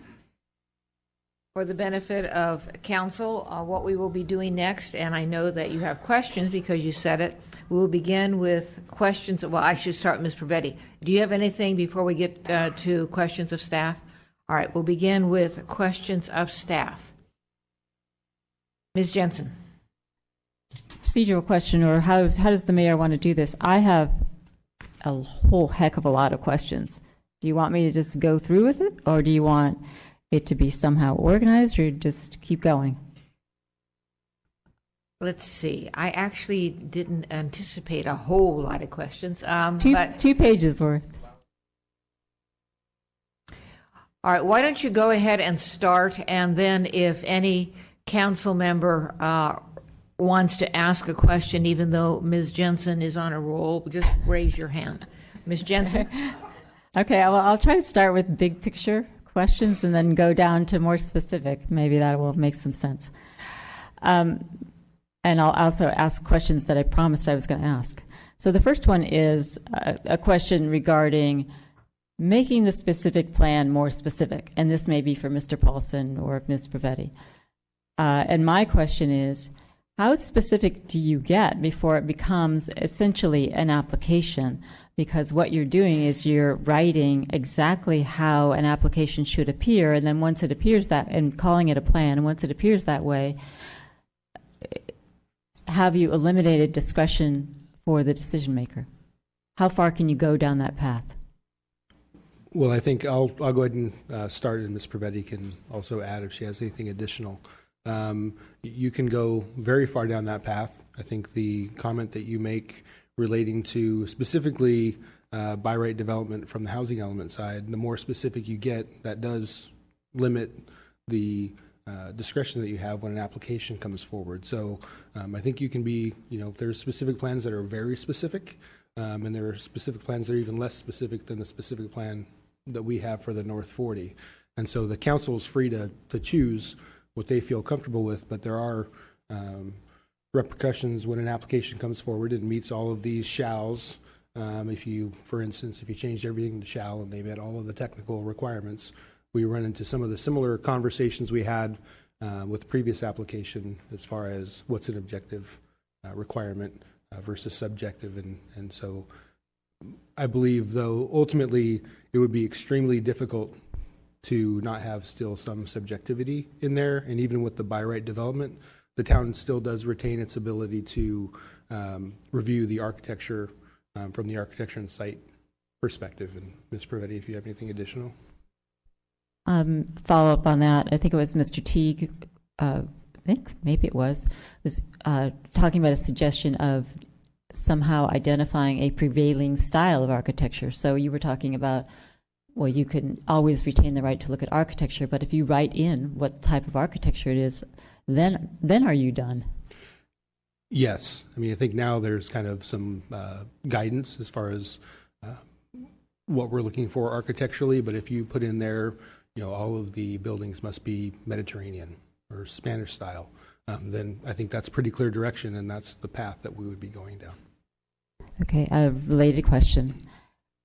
One of the speakers was talking about, and we've heard in the various hearings for the specific plan, sort of a request, if you will, that there be more ability to review And so when I think of that kind of review for an architecture and site, for example, is that more like a plan development, how that occurs, versus a specific plan, which is a zoning scheme, and then you fill it in with applications? The plan development is a single application, and then you manipulate it as you wish. So is one of the options for amending the specific plan, and I'm not suggesting that we do this, I just want to know as a matter of intellectual curiosity and what our options are, simply eliminating the specific plan and saying, great, have an application and treat it like a plan development, and then it's people are more used to that model. So what I'm trying to figure out is where do you end up on that spectrum? Well, I imagine it's definitely within the council's purview if you decide you ultimately want to rescind the specific plan and then have someone go through a typical planning process like other applications do. I think the challenges that creates were discussed throughout the specific plan process. A lot of that revolves around having multiple owners and then dealing with infrastructure as well as kind of piecemealing development in a fashion without any real guidance. So then you end up with kind of the first one through the door. Does that set the direction and then everyone falls in line with that? Or do you end up with a kind of a hodgepodge depending on the size of the site and the particular use that that applicant would come in for? But I don't know if Rob has any additional. Well, I think it's been well said. The reason why you do a specific plan is do a comprehensive plan of an area so the developer has, if you want to call it a roadmap, and how specific that roadmap is really up to council. But it provides those guidelines, in the problem that you have with doing a development on a piecemeal basis is you don't get the infrastructure. If you recall the application for this, one of the benefits is they were doing mitigation measures that were not necessary for their project. They were mitigating the entire North 40 in one swoop. Whereas if you do piecemeals, let's say you got a project for 2 acres of residential, the mitigation might be very little. And then another property owner does 2 acres and 2 acres and 2 acres that don't require the traffic mitigations that you're able to do through a specific plan. So I think you all understand, because you were on those committees, is the reason why we did a specific plan, the importance of it. But with that being said, it's still the prerogative of council to decide whether they want to not have a specific plan and go back to those individual development applications. If I may just add, another way of looking at this is to assume that we maintain a specific plan, amended or not, and maybe we look at how we do outreach once an application is filed. So maybe we look internally about how do we inform the public and the council when an application is submitted, so that way the public has earlier notification of an application on file. It doesn't necessarily change the review process. All the deciding bodies would have their same roles, but at least there would be more opportunity for engagement earlier on. So there's some other process type opportunities if the town wishes to look at those. Further questions? I just saw that Vice Mayor had her hand up and it was related. I wouldn't go on to a different topic. All right. Vice This Mayor? is related. So I just wanted to follow on that train of thought real quick. So one of the frustrations that I had is we did have Arc and Site, but site and layout was really not something that we could touch during this last application. So given the specific plan parameters, what can we do as a council to change the process so that discussions like site and layout are things that we can affect before we get into deadlines and other procedural changes that prohibit us from even discussing it? So under your housing element, 13.5 acres have, for example, 13.5 acres have been designated as 20 units per acre. One of the ideas is to look at that site map and determine where those 20 acres will lay out so that you can have more control of the site acre, the whole site, so that a developer doesn't come in and make that decision for you that you don't like. And then there are additional acres exactly where you'd want less density or more density and the height and those things. I think you did a lot of that by putting the 25-foot around the edges and 35 on the interior. But we did not call out the 13.5 acres, and I think that was the biggest issue that you heard from the public and that was discussed by council. So I think that's probably one of the biggest issues, is determining where you want that higher density at 20 units per acre. Ms. Sayak, anything else? All right. Yes, Mr. Rennie.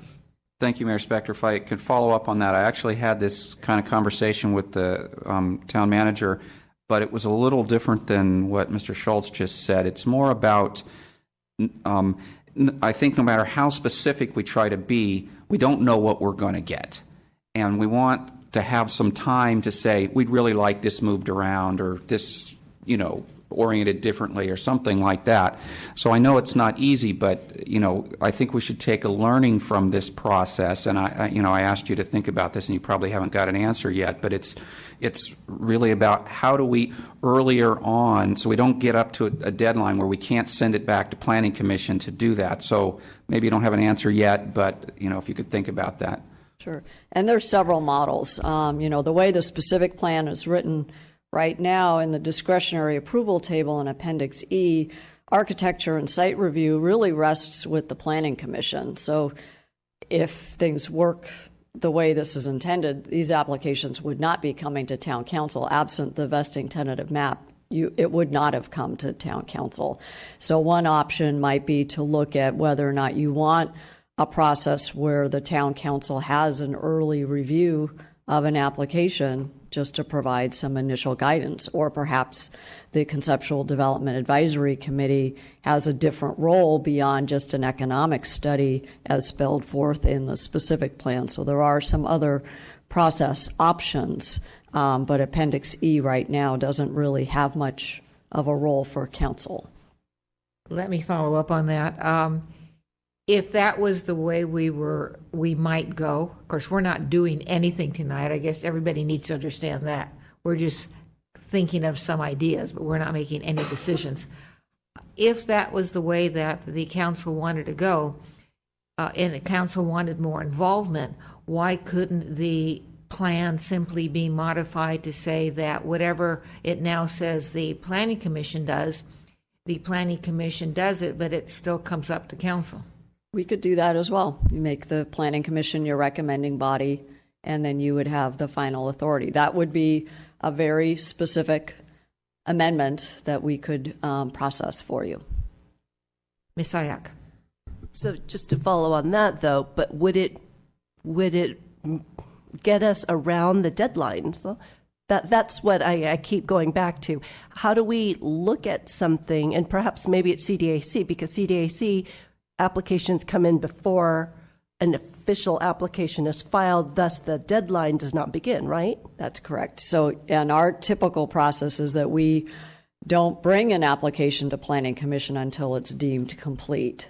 So that's been our practice as a town. And follow up on that. And we could change the specific plan amendment process-wise to say this would come forward to CDAC with the widely circulated public hearing, and put in certain parameters so that it makes it so that it's more publicly accessible. So we can do that within the current parameters now. That's correct. Okay.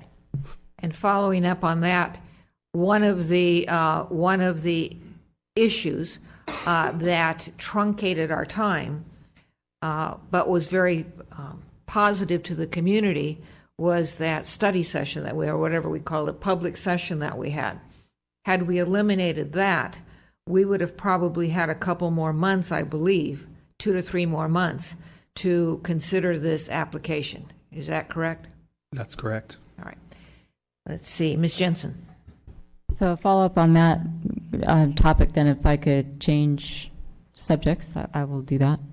I guess just an observation for comment from the staff.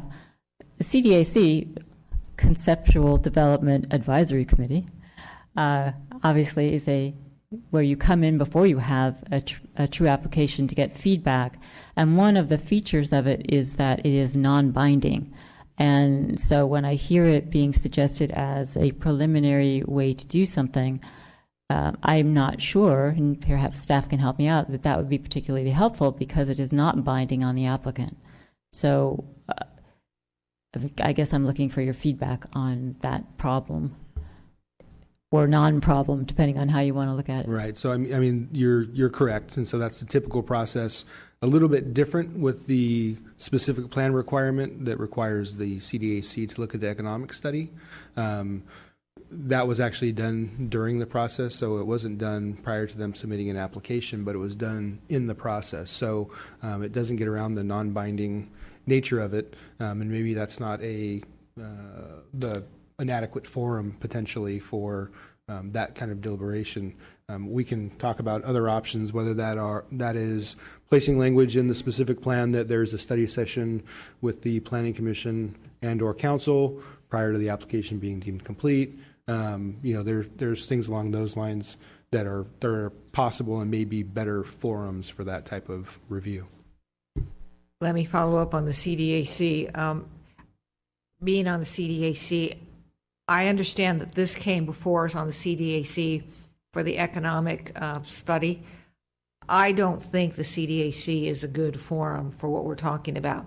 If our objective is to give the council and the town more time, I'm not sure we wouldn't have had more time, enough time in this go around, had it not been for the little detours that we took. Ms. Jensen. Oh, I'm sorry, Mr. Rennie had his hand up. Thank you. If I could just add one more thought to this. I think when the story polls go up is when the public really starts getting engaged. And so if we're trying to get more up front so we have more time, if they're, some way we put up story polls, maybe they're not technically accurate. Maybe they're just something, large to attract attention so that people start paying attention. Because I think we don't end up making a lot of our determinations of how we might want to move things until we get a lot of the public input. So I think we need to somehow attract, posting it on our website, nobody's going to see that, right?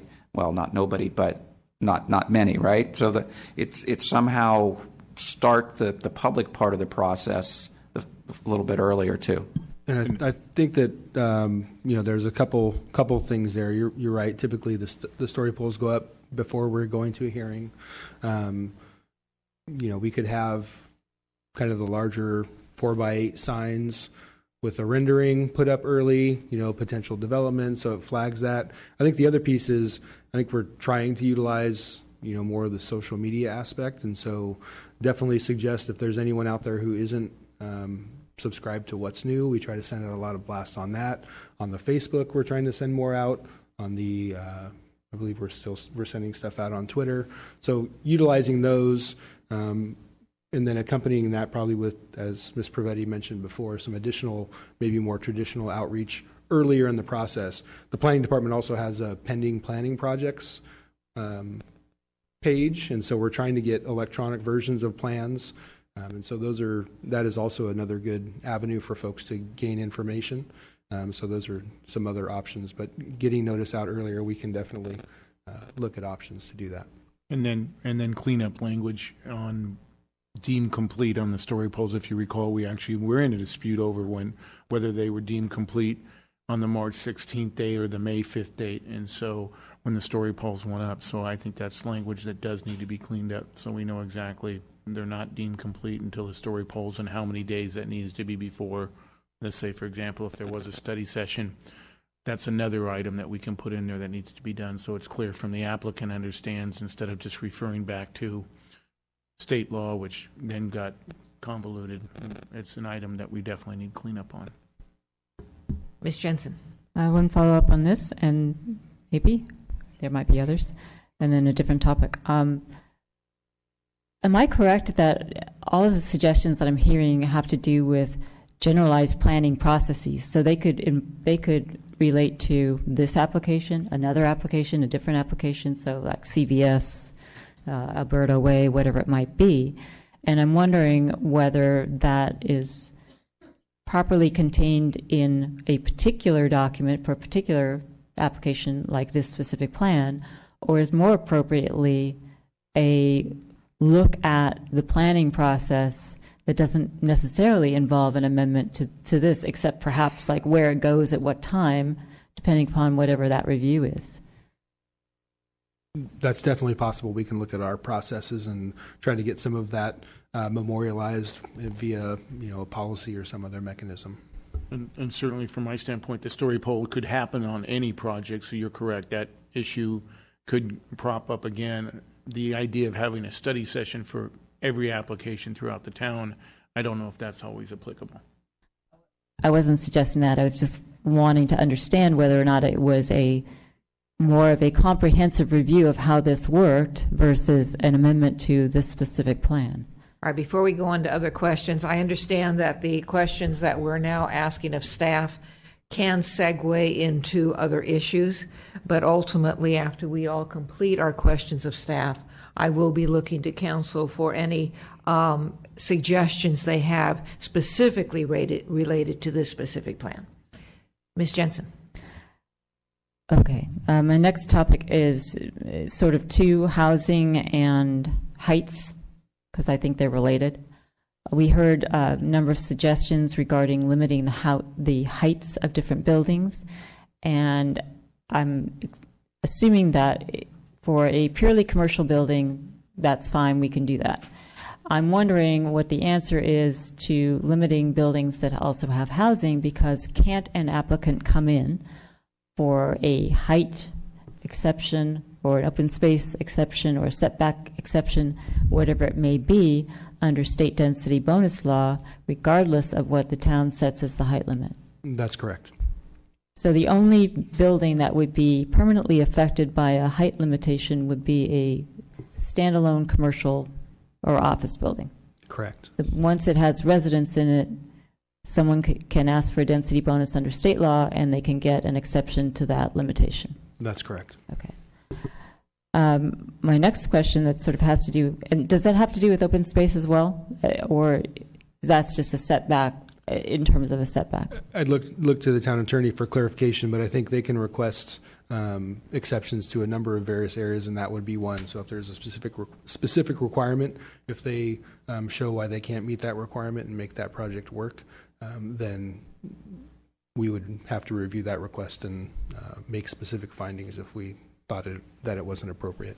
Okay, so just so I understand, so for an amendment that imposes a height limitation or an open space or a setback or whatever, or a view corridor or whatever it might be, if that building includes a residential component and the person asks for a density bonus, they can ask for an exception for that, correct? And we can't do anything about that. Correct. Per state law. Okay. I think if you require more open space, I don't know what the number would be, but throwing out a 50% open space requirement in buildings that can only be 25 feet tall, I am quite certain you would get in your next application a density bonus requirement and trying to obtain an exception for that. As you remember, the more affordable units you put on, the more exceptions you can ask for.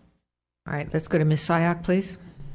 So specific to the height requirement, the state density exception, that would apply to any development in town that meets the criteria, correct? Regardless if it's on the North 40 or at the CVS property, if they decide to build well, that's not necessarily zoned, but any of the areas that are zone residential, if they meet the state densities rules and provisions, they can ask for these exceptions, correct? Correct. Okay.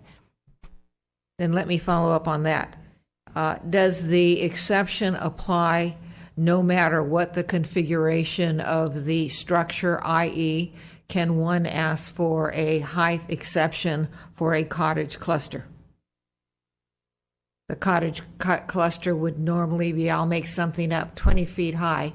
So can you, and it's an individual unit, home, can you ask for in some views, an unreasonable exception in that scenario?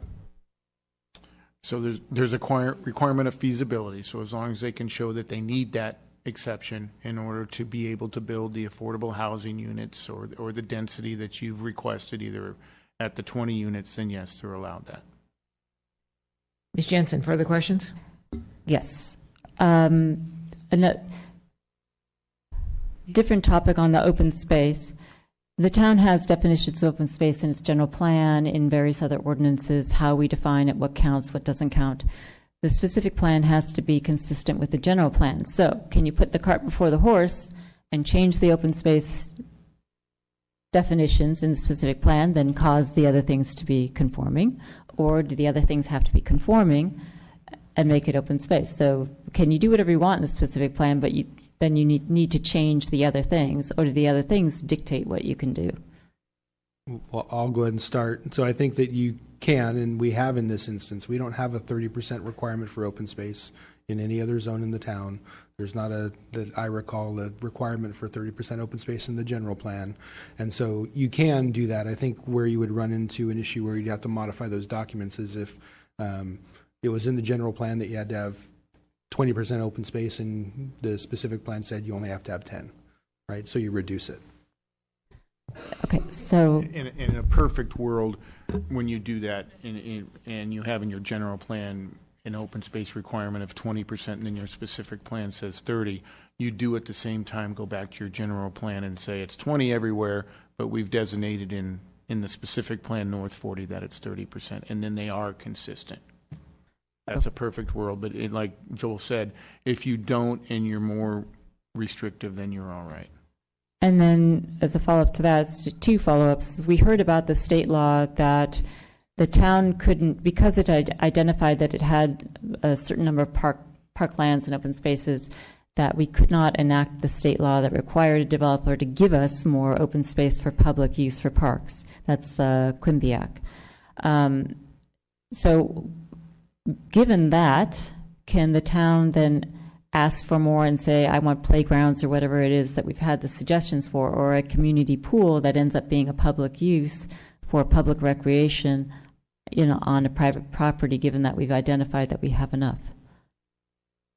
One thing the town council could do with the specific plan is identify what open space counts towards the public open space. So right now the specific plan identifies paseos and other elements that could count towards public open space. We could very much tighten that up if that's the will of the council.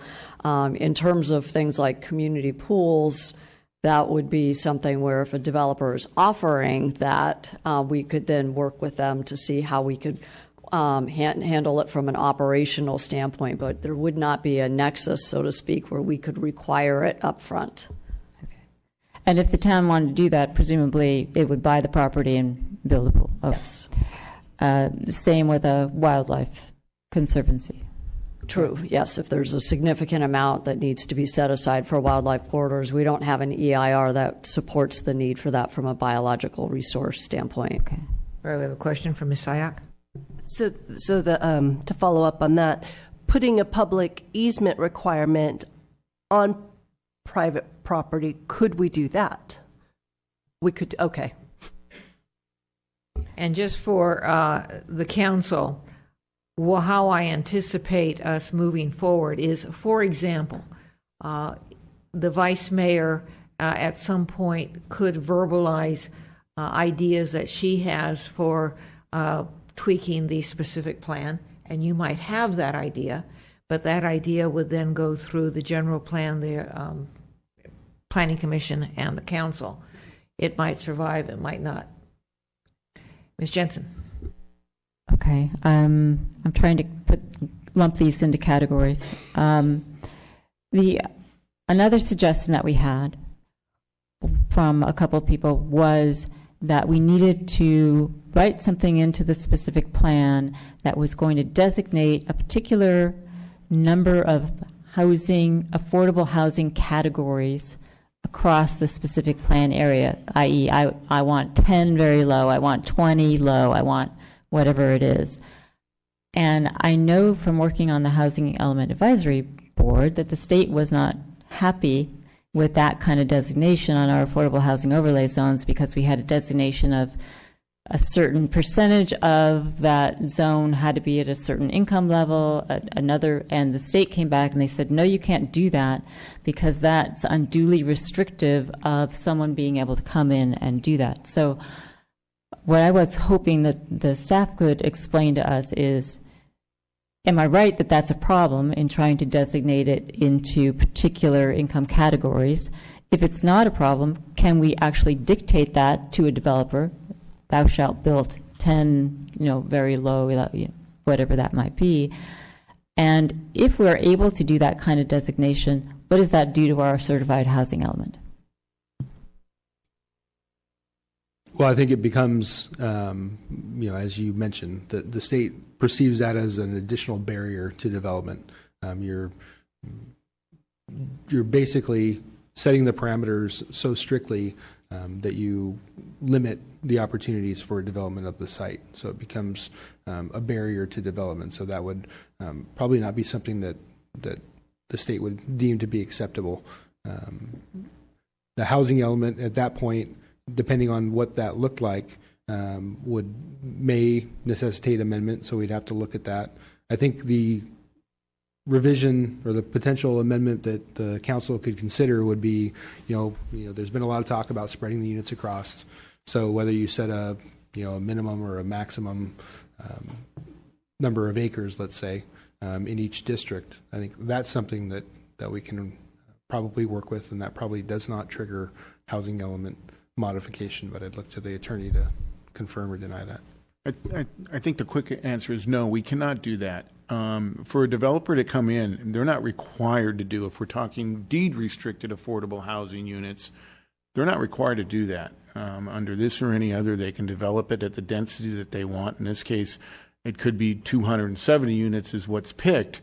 And if they want to come in and do just 270 units, there's no requirement that we can do that requires that under the state density bonus to say so many have to be affordable housing.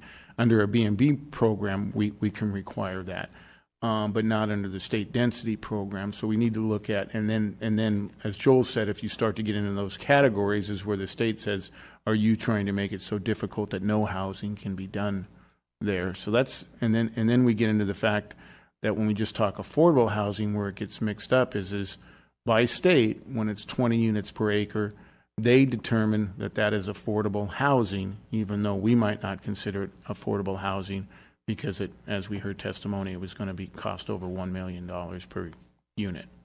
So if getting into the idea of we're going to say exactly how many units and what category they are is going to be very difficult for the state to approve. Mr. Rennie. Just a quick follow-up. So we do have a BMP program where we require below market rate houses. So the question is, can we require what level of below market in that program? I can't remember the exact language, and I'll try to pull it up, but I think there is something, obviously, in the specific plan, it requires a minimum of 20% of the housing be BMPs. I just can't remember if that was in the moderate and low category, because our current BMP guidelines for development require the units. Let's say you're required to do 10, then you're allowed to split them. You do 5 moderate and 5 low, and so I'll just, and Rob's thumbing through now to see if there's anything specific in there regarding that, but that would be the BMP guidelines as they are now.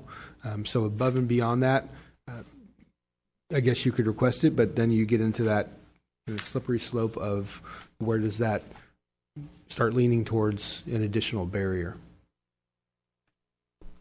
Ms. Jensen. It's a related question with respect to the size of a unit.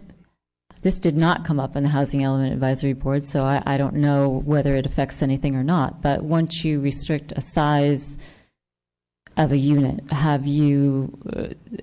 does anyone on the staff have any experience with how the state treats that as either causing a barrier to housing or not? It wouldn't be considered a barrier. You would basically be introducing another housing type or another parameter for your specific plan.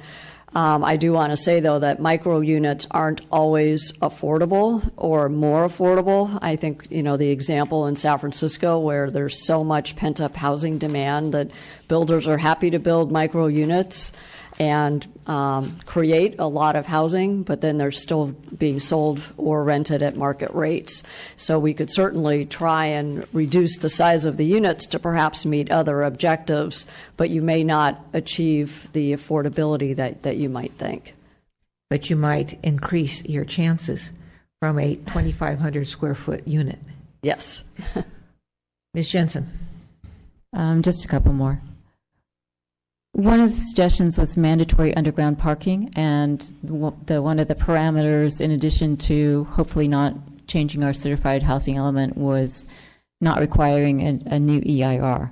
So as I was listening to the suggestion about the underground parking, I was wondering, well, if you change by digging out a parking and you change drainage, you change utility, you change, whatever it may be, planting ability, landscaping ability,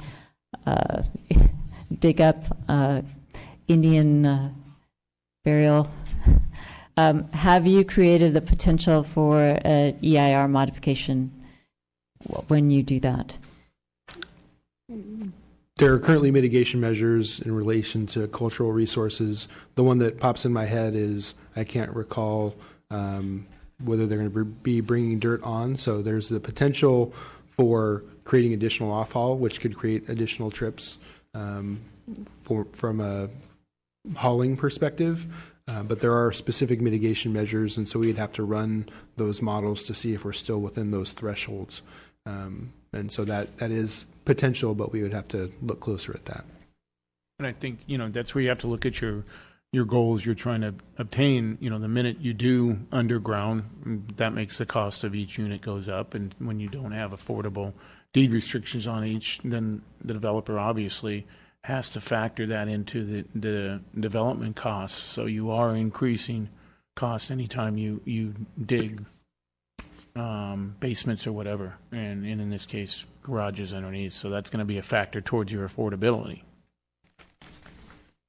And I think just maybe 3 or 4 more things. One question, the Alberta Way project was mentioned. Is that a planned development? We have 2 Alberta Way projects. So one at the corner 401, 40, the one that was mentioned. That one is not a planned development. They are coming in under current zoning requirements. Okay. Does the staff know the square footage of Trader Joe's and Kings Court Shopping Center? 45,000. Kings Court Shopping Center is approximately 80,000 square feet, and the Trader Joe's, which I believe is the Village Square, is approximately 46,000 square feet.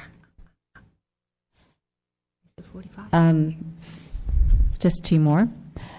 One is the history of the North 40 vis-a-vis Highway 85, and I happened to be at a Highway 85 advisory committee yesterday where someone stood up and said that the corridor for Highway 85 was mapped in 1956. So Ms. Quintana was talking about, well, when did this happen? When did that happen? And I know that when I was doing the North 40 planning, it didn't have anything to do with 85. It had to do with unifying property owners for infrastructure, essentially. So I was wondering if the town had any input on the history of, was that part of the town, was it not part of the town, and did Highway 85 have anything to do with it? I don't have that information, unfortunately. Okay. And the last thing I promised I would ask is to ask Mr. Morley how he would figure out real-time traffic counts for conditions that didn't yet exist. That's a bit of a puzzle. I think as you suggested, I'll point to the ITE and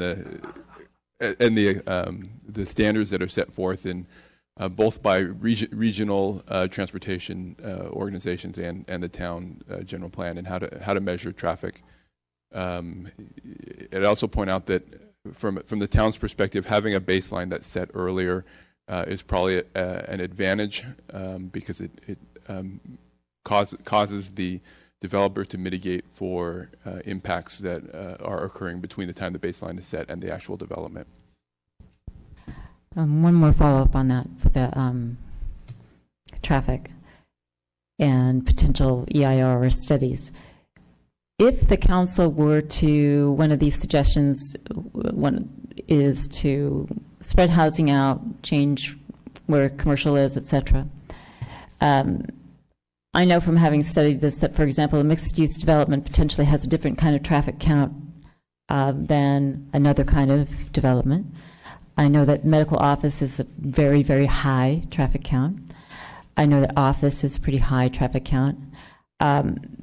And I'm not sure where residential falls under that conundrum. So once you change where this distribution of housing is and the types, mixed use, cottage cluster, whatever it might be, do you change the traffic patterns significantly enough that you now open up your study? Potentially, we'd want to take a look at that at a high level. The North 40 is in a unique location with the access to freeways being as it is. That the trip distribution there may not change significantly based on what type of development is where. But we'd really want to take a look at that from a traffic engineering perspective if that's a direction that was being considered.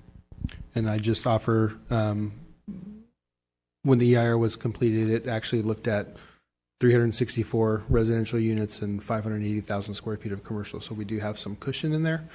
So that relocation, we definitely can go through that analysis, but it more than likely would not require additional environmental review.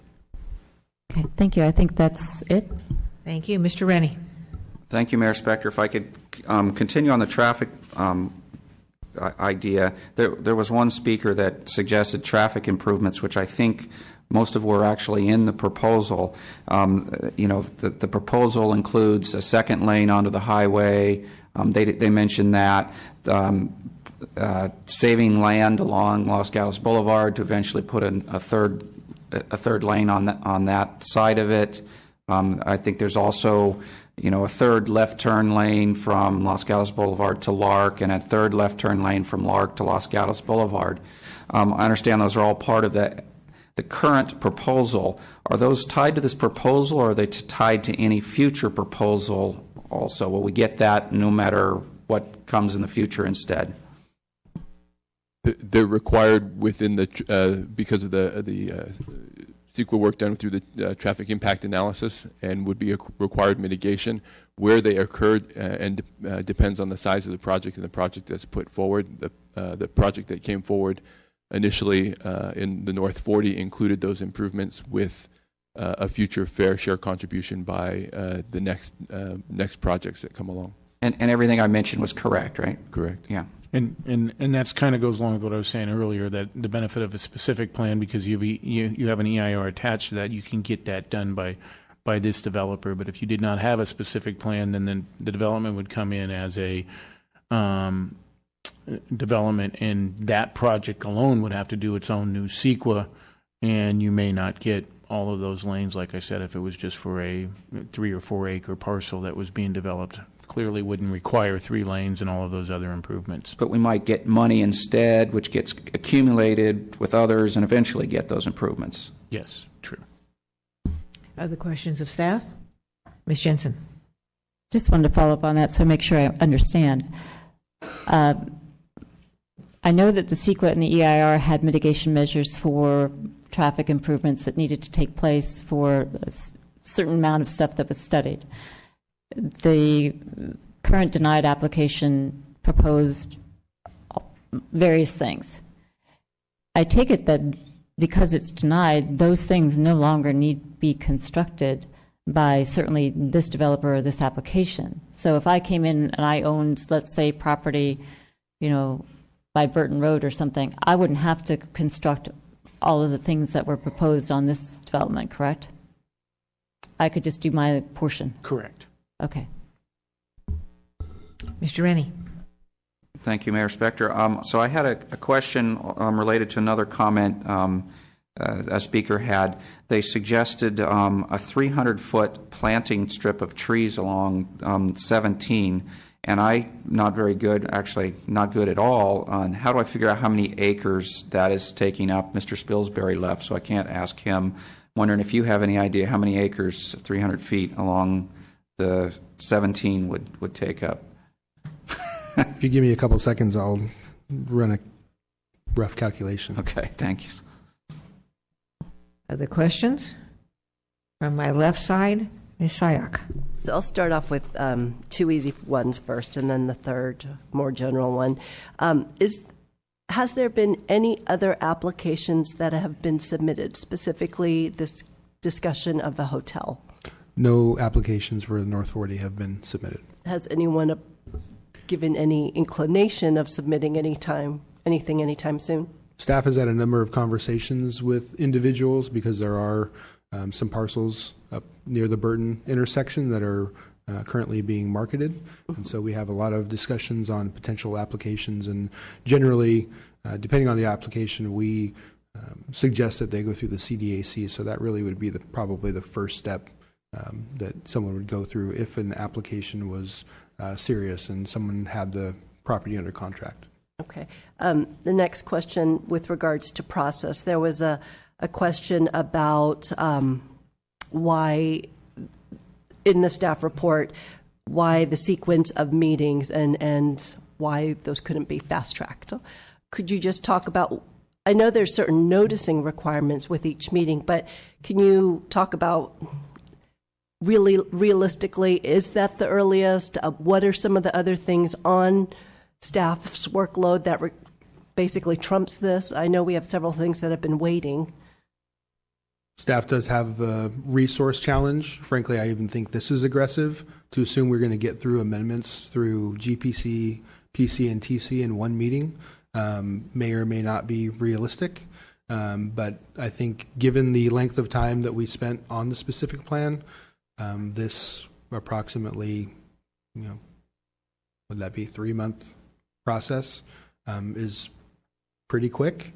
But obviously, if the council has other considerations, we can look at having additional special meetings with Planning Commission and or GPC. Follow up on that. I know there are only a certain amount of times you can change your general plan, and so a specific plan change would also fall under those requirements of you can't, I forgot, is it 4 times a year that we can only change our general plan? So generally it's 4 times per element per year. Okay. We probably would not have an issue there, and depending on the amendment, it may not even require amendments to the specific plan, but we would analyze that depending on what the council's direction was. Okay, and then my last question, it's more of the future RENA, the regional housing allocation that we always have to deal with every 8 years. There's been talk about different scenarios, all commercial, all residential, but one of the things that has been brought up is more office space. I know we have to maintain this job housing balance, and I know we haven't set the allocation formulas yet, but should I not be worried that the more office buildings we intend to put there could in the future mean more housing somewhere else in town? I mean, is that silly to be worried about that? It's not silly at all. We just don't know what the methodology is going to be, whether it's going to be a jobs housing balance, whether it's going to be the increment of new jobs that have occurred over some period of time versus what's prospective. It's very hard to say. We are looking at perhaps having Santa Clara County figure out its own methodology this time around or next time around, so we might have a little bit more say in what those factors are. But I think for the council, the best thing that you can do for the North 40 is really plan what you would like to see there in terms of land uses, in terms of preferences, and that's really the best planning that we could do for our town. Let me follow up on that with staff. We talk about things, throw around words like we are going to have a hotel or we're going to have offices. But what we, the council, will be doing is possibly amending the specific plan in a limited fashion that doesn't require a modification of the general plan or of the environmental impact. So we could say, oh, we want it to be all office, or we change it, the specific plan, to be all office. But as a practical matter, the specific plan will more likely than not survive with options that will be dependent upon the developer to decide what options he or she chooses. That's correct. And so that's why it's really important that if there are certain things that you want to see in certain districts, that we clarify that now so that way there's certainty for those things that you absolutely want to see. And then those things where you're more flexible, you leave it more general so that way the market can determine what will work best at that time. Other questions before we get into our discussion? Seeing none, I see a question from staff. Mr. Paulson, you don't have a question, you have an answer. I do. And so I will preface this by saying that this is a rough order of magnitude number, but probably plus or minus 2 acres. It's probably in the 17 or 18 acre range. At one of the widest points of the specific plan area, the depth of the entire site from Los Gatos Boulevard to the Highway 17 is about 880 feet. So, and then it pinches down, and then obviously you wrap around as you get up towards Highway 85. So it's a pretty significant amount if you have a 300-foot swath, and that's really just looking along the highway frontages. That's not wouldn't include obviously Lark or Los Gatos Boulevard. Ms. Jensen. Before we have our discussion, I just want to understand what precisely is that the expectation is. That we're simply going to make suggestions, they're not going to take the form of a motion, and that those suggestions are then going to be vetted by the General Plan Committee, the Planning Commission, and eventually the Town Council, if any of them come through? What staff anticipates we will do now, although, not every council person has to do exactly the same thing, but what staff anticipates is that each council person will have suggestions as to how the specific plan might be modified. Ms. Pravetti will be taking notes. When everybody on the council who has spoken, who wants to speak, I will look at her and I will say, do you need anything further? And she will tell me yes or no.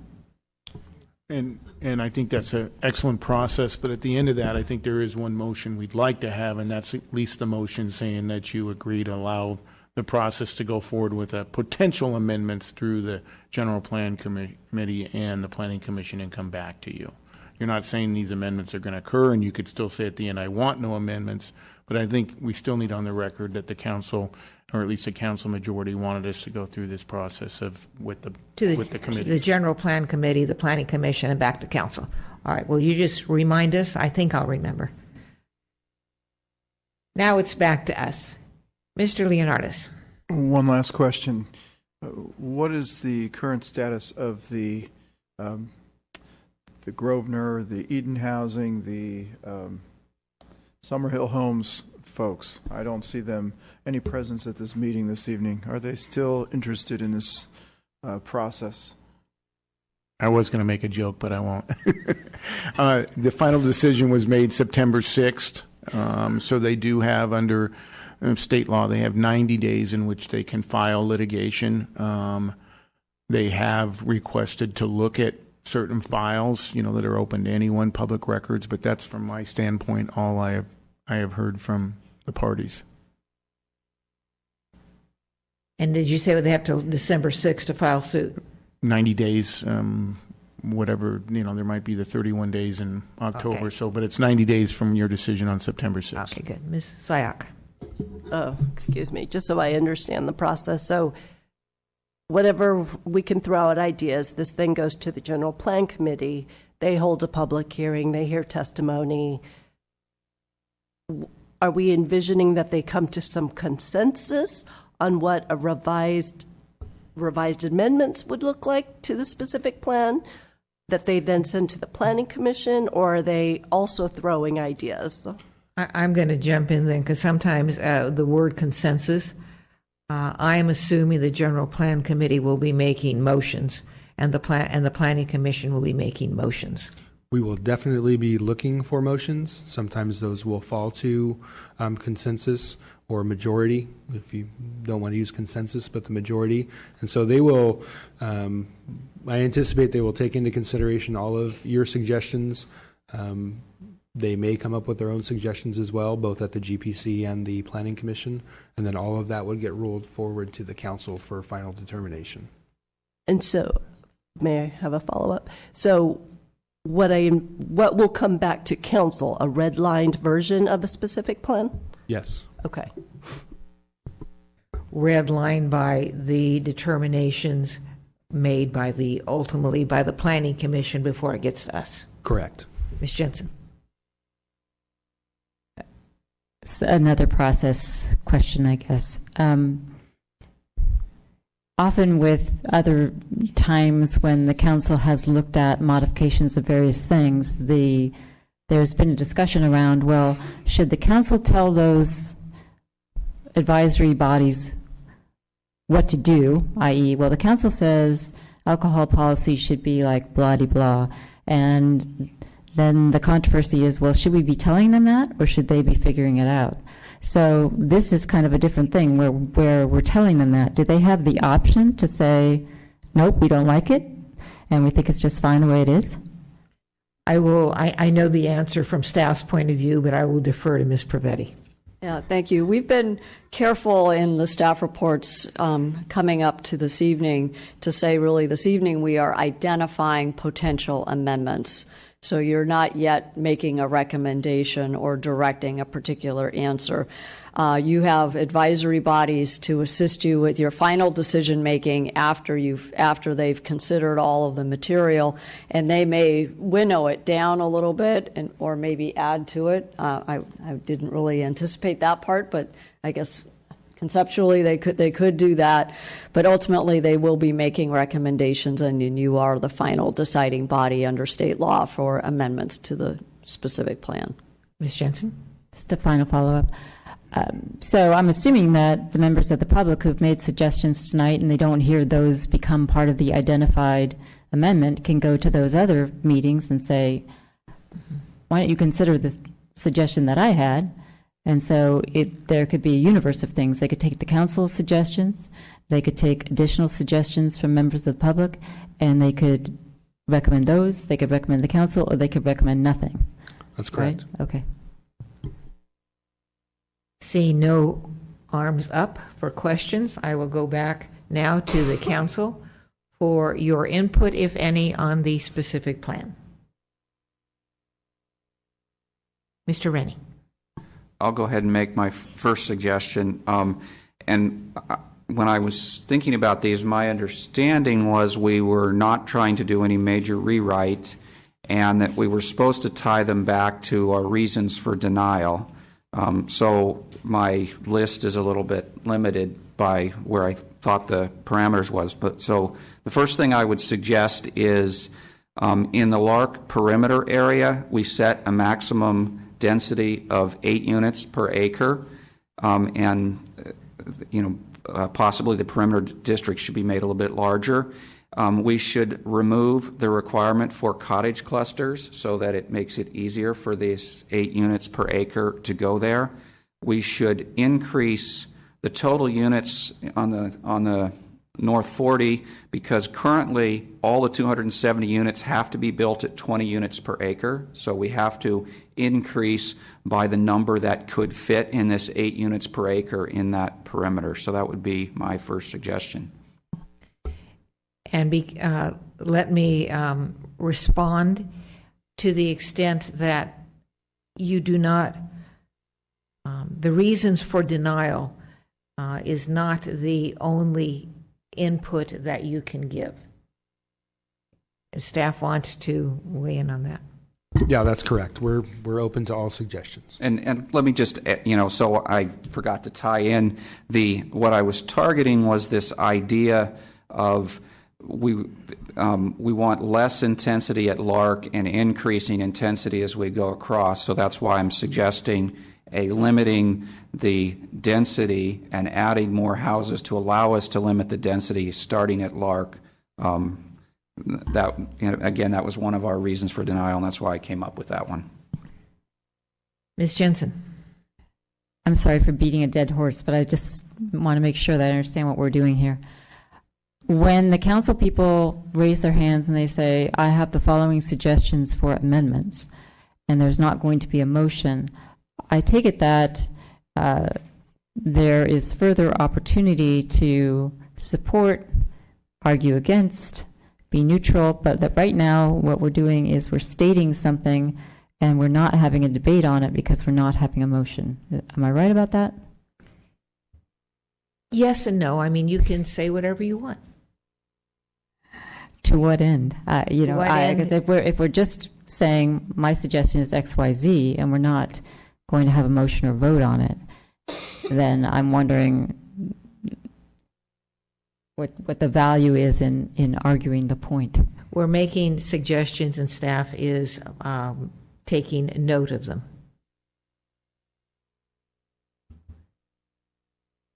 Unless nobody has suggestions, except Mr. Rennie. Mr. Leonardis.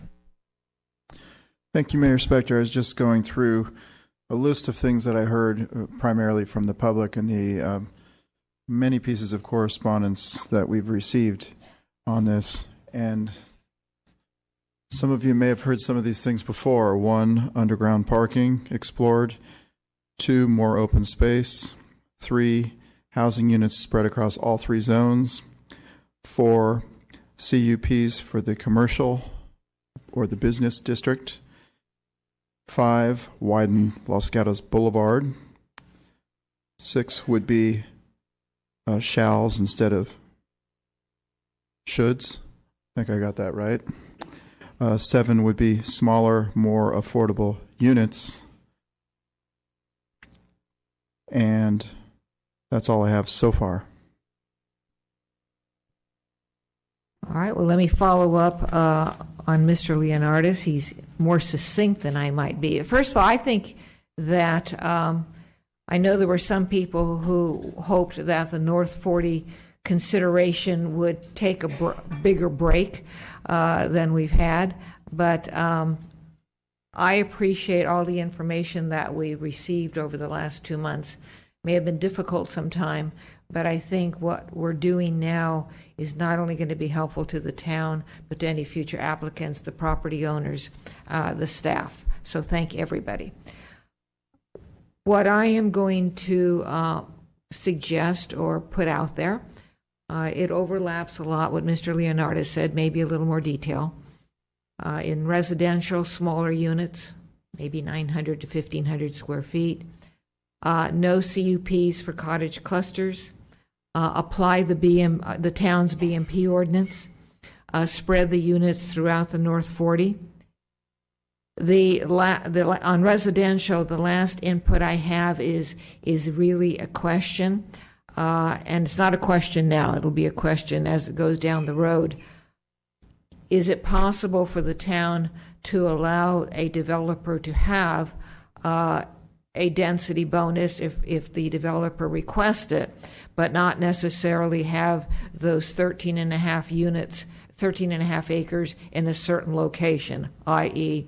spread throughout the property?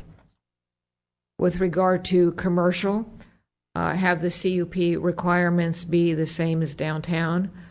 And then when we have the CUPs, and you look at the CUP ordinance, which is 292190, I'll have the deciding bodies then use the CUP findings to look to what they would like on the North 40, i.e. Commercial uses for the northern part of town, the North 40 and the adjoining northern portion of Los Gatos. Have these uses have a market hall, but have these commercial uses be in the market hall. So in other words, have the CUPs and then use the findings required of a CUP to address our unmet needs. And then with regard to the guiding principles,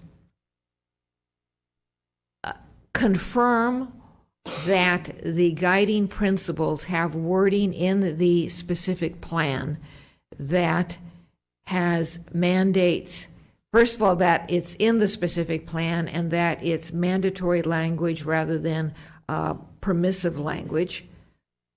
Have real open space, and I'm not sure about underground parking because I don't know about all the ramifications, but conceptually consider underground parking. Right now, that's all I have. Mr. Rennie. Thank you, Mayor Spector. So I have some more on my list, but I want to maybe add to my list from what I'm hearing. So I've heard quite a bit of spread the units all over the North 40, and it concerns me because I can't come up with a visual of what that looks like. So I would say if we're going to spread units, we need to find a way that they're in neighborhoods. You don't just randomly put a few houses and then some commercial and then some few houses. I mean, imagine going down Santa Cruz Boulevard and having one block of townhouse and then one block of commercial and then a block of townhouse. So I'm trying to understand, if we only allow let's say 80 units in the Lark District at 20 units per acre, that's only 4 acres out of the Lark District, which is 11 acres. So what do we do with the rest of those acres? I don't think we can require all the rest of that to be open space without it turning into a taking. And if we were to require all the rest of it to be open space, it would be even more open space, because I'm assuming you wouldn't have 4 acres that are a solid block. So my first thing on my list then would be to make sure that you somehow have a vision of how you're spreading these units to make it fit with the other uses and fit in this neighborhood idea. So let me go to my second one. Is I would also suggest that we don't allow residential on Los Gatos Boulevard, that we only allow commercial or mixed use on Los Gatos Boulevard. That's what's there now, and when the current proposal tried to stick 2 houses in there that seemed out of place. So that would be another proposal. And next on my list, which I know will be unpopular with some, but I would argue we should increase the height back to where we had it at 45 feet with as long as there's more open space. And I feel pretty strongly that that's going to create a better development, because we can get fewer tall buildings that can be aligned with views between them. We don't end up with this squashed warehouse look. Because remember, we got to build at 20 units per acre, and some people suggest to drop it to 25. I don't know how we get 20 units per acre in a 25-foot without even squashing things more and having nothing between the buildings. And so and I think more importantly, by going to the 45-foot height with more open space, we can get a podium-style building where we can get underground parking. We can now have room to put an elevator in it, so you have the shaft that sticks up a little bit, so there's room for the shaft. So now you can build a unit that has elevators, and you can do single-floor flats, which are going to be appealing to seniors and hopefully Gen Yers. So in my mind, we can much better address our unmet needs by allowing some height. We can address the view quarters, and I think end up with a better development that way. Next on my list, I think you mentioned it, was to reduce the max size of some of the units. I would have said 1,700 square foot max. So 1,700 square foot max. Again, to sort of encourage less expensive units. I think that's it for now. Thank you. Mr. Leonardis. Thank you, Mayor Spector. Before, when I gave my list, it was only a partial list. It was just to start the conversation. But gleaning from the public testimony and the many pieces of correspondence that we've received, further, there was mention of the senior housing being at ground level. And the opposite of what Mr. Rennie just said, the height of the residential reduced to 25 feet. Public access easements for the open space. This was said at our last meeting. When we look at this project in terms of the Lark District, the Transition District, the Northern District, I think it's important that we look at it in terms of the entirety of the project. The direction the project started going in was just the Lark District was going to get built, and perhaps those other districts may get built down the line by someone else, or maybe not, or how soon, or what's actually going to go there. I want to look at it as one entire project, and the commitment to what is going where is decided up front. It may not be all built at once, but it has to be determined up front. If the hotel is going in the northern district, that's what will ultimately go there. It won't change later that we say there's a hotel going there and there will be more housing there, or something like that. The possibility of moving the houses away from Highway 17 and putting commercial out there. There were folks that spoke of health risks, black lung, or whatever was mentioned.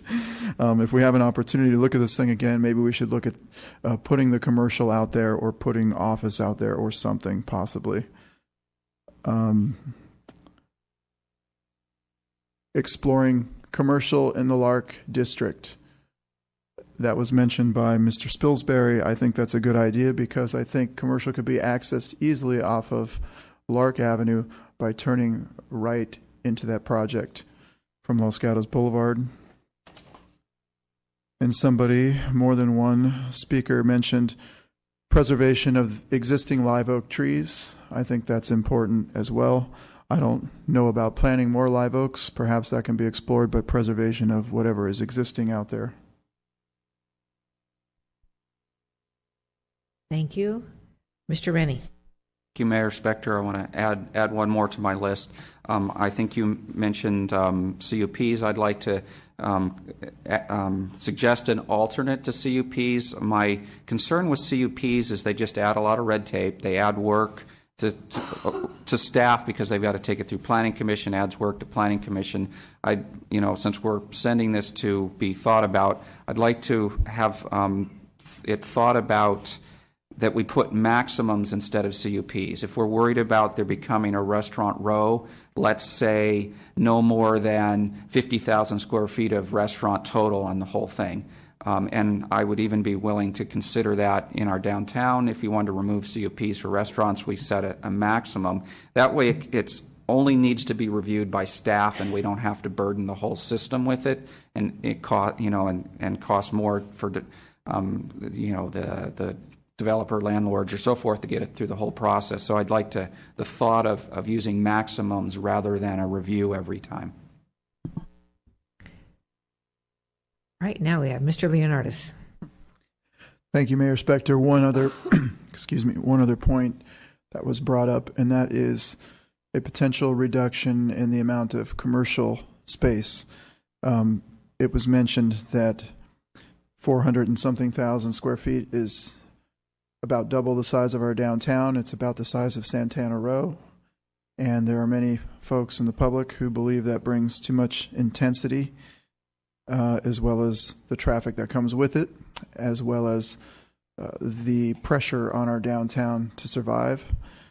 And I think that it should be seriously looked at more in terms of things like neighborhood serving retail centers like King's Court, or the Trader Joe's Center, and more in terms of if we do need a boutique hotel or something out there, that's where the commercial, that's how it should be viewed, as opposed to tons and tons of shops in a Santana Row-like manner. Before I go, Ms. Sayak, you had your hand up.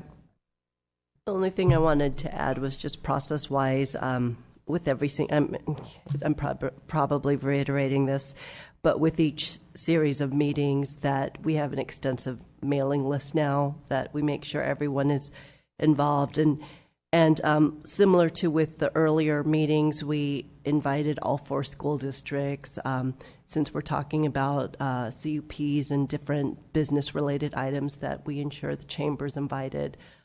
So just wanted to double check with that. The other thing I want to clarify is, again, if an application were to come in tomorrow, that the noticing and that we had talked about with just alerting the public earlier on, I'd like to make sure that we do all that we can. I personally like study sessions, so anything that we can do to ensure the public is aware and has a chance to look at it before we deem the application complete. Ms. Jensen. Following up on Vice Mayor's comments, when we started out, there was a lot of discussion about how could we change the process so that we didn't have an application that was deemed complete before we were in a time crunch to figure out a decision. So that struck me as a comprehensive review of how we brought plans through, not necessarily a suggestion for an amendment to this specific plan. However, to the extent that there is language in this specific plan that might be inconsistent with that, then my suggestion would be that we conform the specific plan to whatever it is that we change with respect to that planning process. And if that includes story poles, which are not in this specific plan at all, and not in the planning process, and those are problematic because you can't put up a story pole if you don't have an application. And people think that the story pole means that the application is done and it's going to happen, but it happens at a different time. So it's very difficult to figure out how you make that work. But to the extent that we change the planning process, the notification process, then I'm with the Vice Mayor. I'm not going to comment on most of the things that were suggested because I understood that Mr. Leonards was essentially echoing what was brought up by the public, and that's on the record. The only thing that I would comment on with respect to what he mentioned was one, if you were to, my concern is if you were to put a strip mall, I'm going to call it, like Trader Joe's or King's Court on the corner of Lark and Las Gatos Boulevard, have you created something that's more traffic intense than the current specific plan or housing? Because presumably you're going to have a parking lot with cars going in and out in that corner, which is going to conflict with the car wash, the houses, the freeway entrance, etc. So is that going to trigger a traffic study if we were due to do that kind of thing?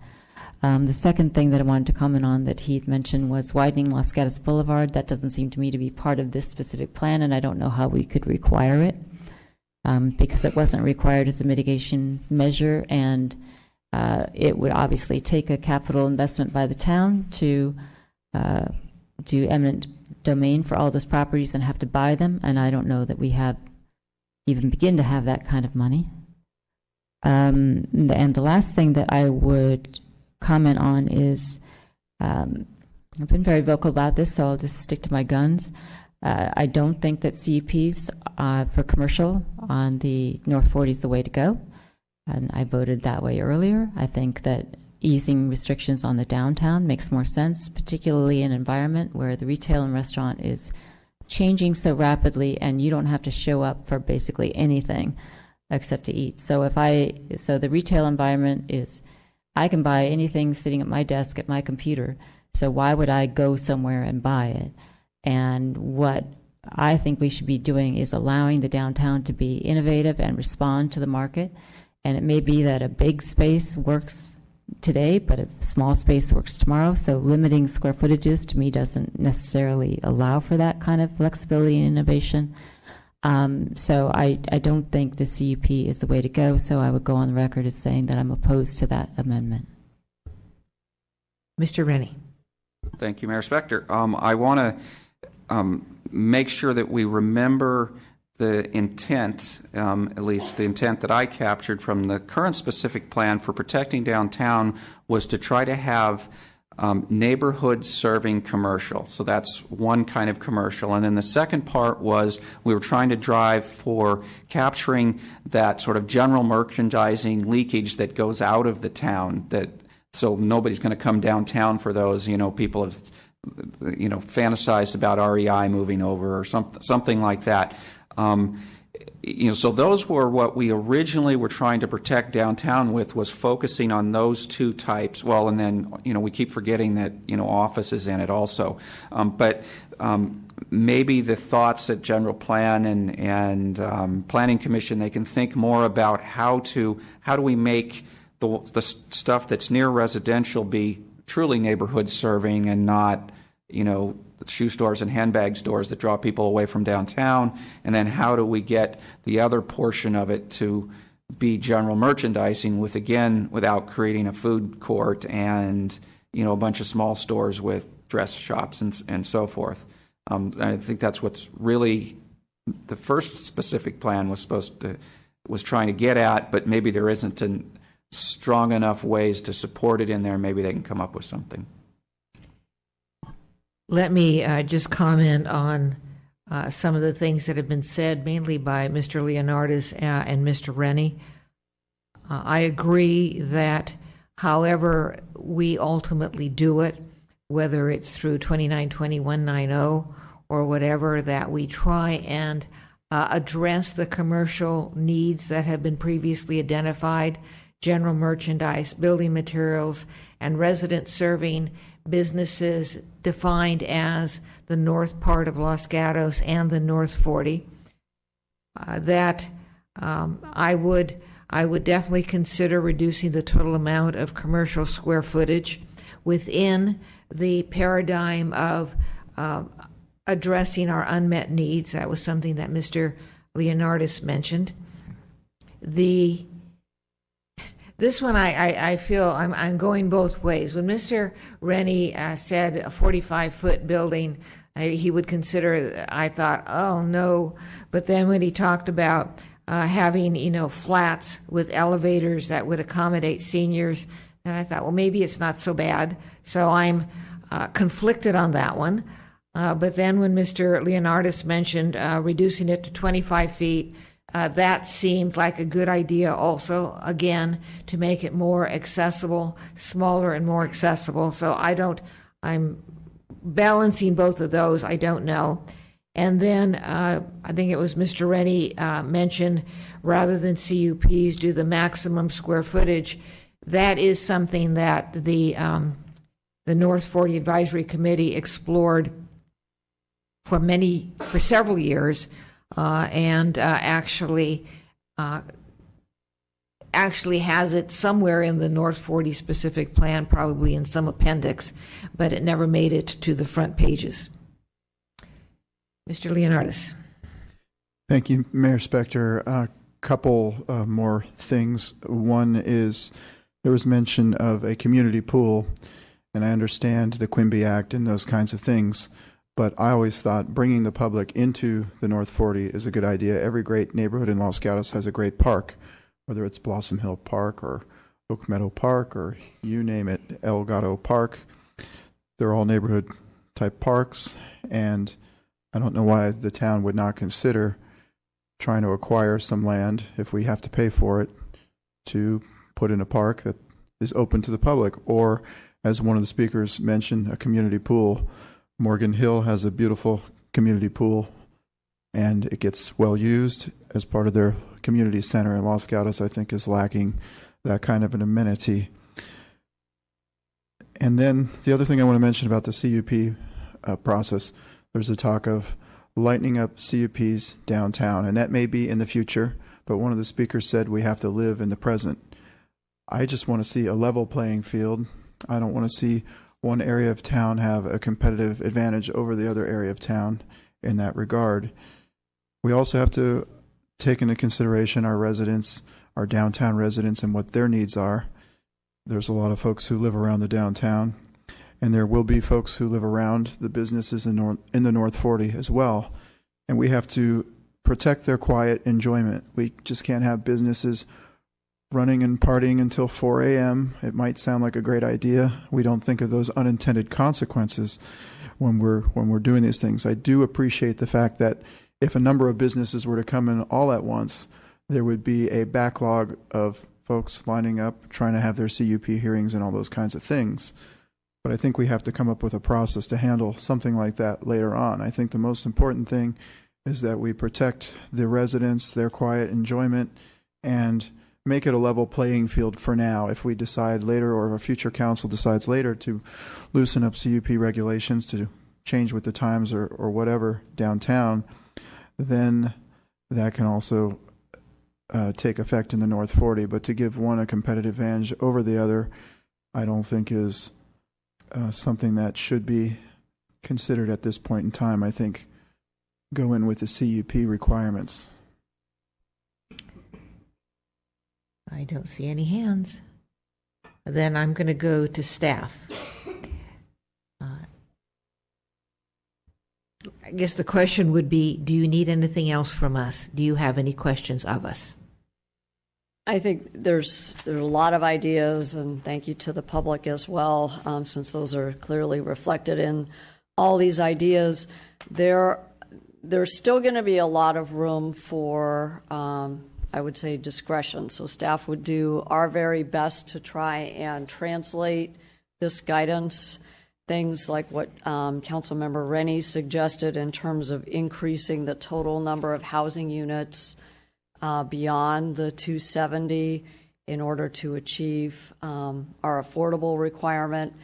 That's an option that we can explore. I was just doing a little bit of math. I think our biggest challenge is making sure that we still meet the 20 units per acre for our housing element.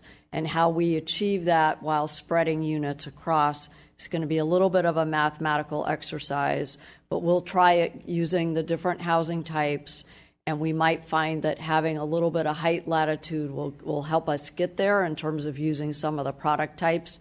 But I think that's just something I want to put out there, that we have to meet our housing element, and that might mean that while we're allowing for the cottage cluster isn't going to get us to 20 units to the acre.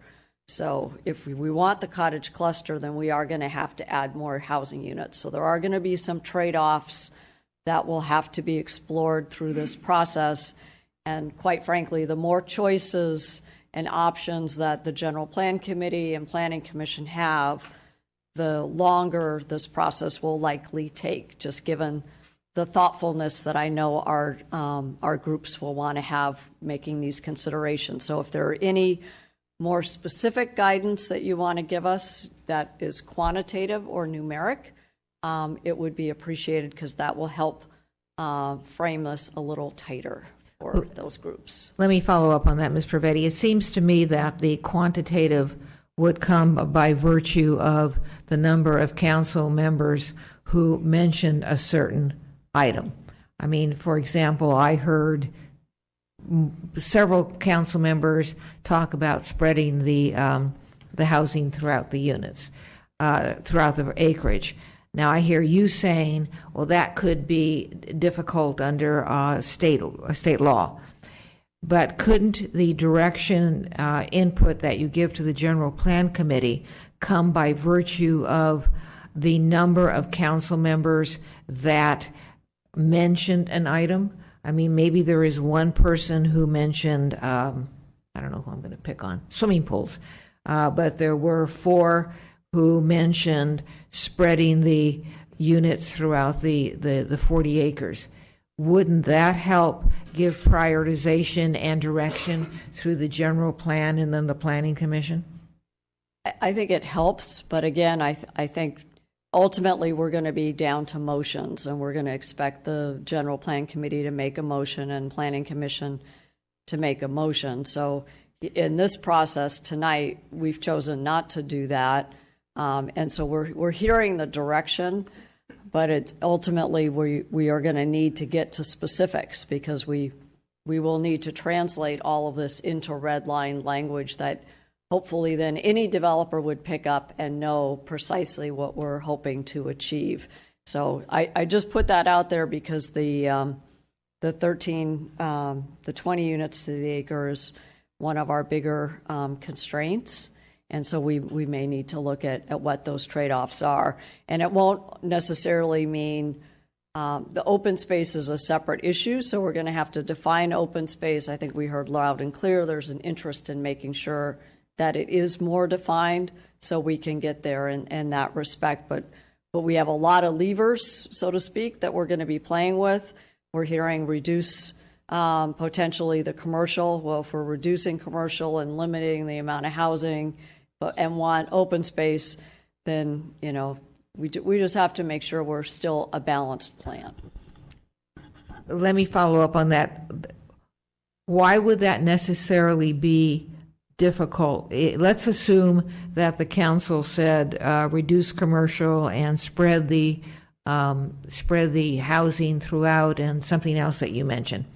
Why would that be a difficult concept to bring forward to the General Plan Committee? Bringing it forward in practicality, if you keep the same number of units and reduce the square footage, and again, that's where we're going to have to do some mathematical calculations, is there just space that's not available? So let's say the last developer comes along and you're at 270 units and you're at your maximum of 200 square feet and he has a lot there, and you tell him, well, we've made all the requirements, you can't build anything on your property, so now you have a taking.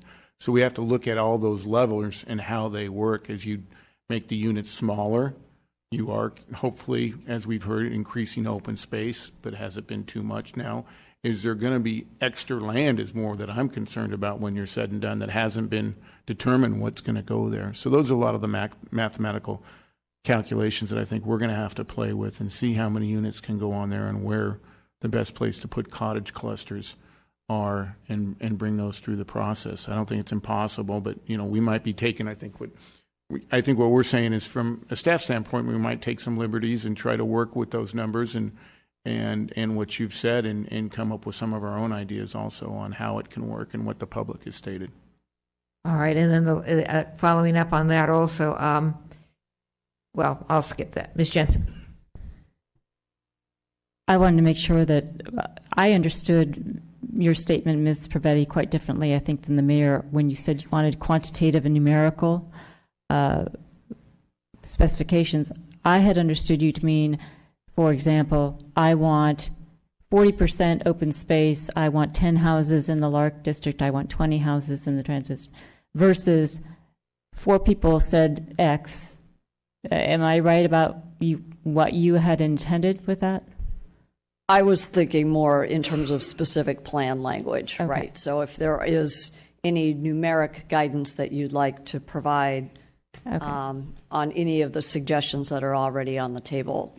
Because if we were viewing it as quantitative, X number of people mentioned such and such, that's why I asked my question at the start, whether we were doing a motion or not, and whether we were simply listing things versus arguing them, because I would not want the number of people that mentioned a particular item to now have weight, given that we haven't made any motions. I thought we were simply throwing out suggestions. As did I. For Mr. Leonardis. Thank you, Mayor Spector. A question for Ms. Pravetti. Are we hamstrung by this 20 units per acre? In other words, if we reduce the amount of commercial space, could we not reduce the amount per acre of housing and spread the 270 or the 364 over all 3 zones and have enough space? There will still need to be 13.5 acres that are capable of putting 20 units per acre on that. Now, on the other acreage, you could have less density, but does that mean, like I just said, you're leaving acres that are not available to do anything on? And that's the calculations I think are going to be most concerning to us. Other questions? Ms. Jensen. I'm sorry, I just want to make sure that that last question gets answered, so that I think that my understanding is correct or incorrect. If we change the 13.5 acres that are zoned 20 units per acre, we must now go change our housing element to put those, to find those units somewhere else, whether they be Los Gatos Lodge, Los Gatos Boulevard, wherever it is. So it's not simply a matter of spreading it and not having a consequence. That 20 units per acre needs to be the 13.5, and if it's not, if it's 8 units, if it's 8 acres at 20 units an acre, then 5.5 needs to go somewhere else. Right, and it's that density level. I thought the question that I heard was, is if you had 270 units, but they were spread over 40 acres, so your density is not at 20 units per acre, you have not met the requirement, because that's where they determine it's affordable. So if you want to make all of them the clustered cottage, which is 8 units per acre, you're not doing anything our housing element told you, and you'd have to redesignate. So it's that 20 units per acre that we have to obtain and then determine from there where the other acres need to go to. So the only other thing I would say for tonight is we still need that motion to move forward with I have it here in a big circle, but we still have questions and discussions. Any other questions? Staff, anything from you? No. All right. Does anybody remember the motion? You want us to, Ms. Jensen? I think that the motion that was requested that I'll make is that we follow a process whereby the suggestions that were given by the council tonight be taken to the General Plan Committee for a public hearing and consideration to accept, deny, change, however they so desire, and then that goes to the Planning Commission for the same process, and then finally comes back to the Town Council for decision. Second. Discussion? Seeing none, all in favor? Aye. Aye. Opposed? Passes unanimously. Thank you, community, staff, and council.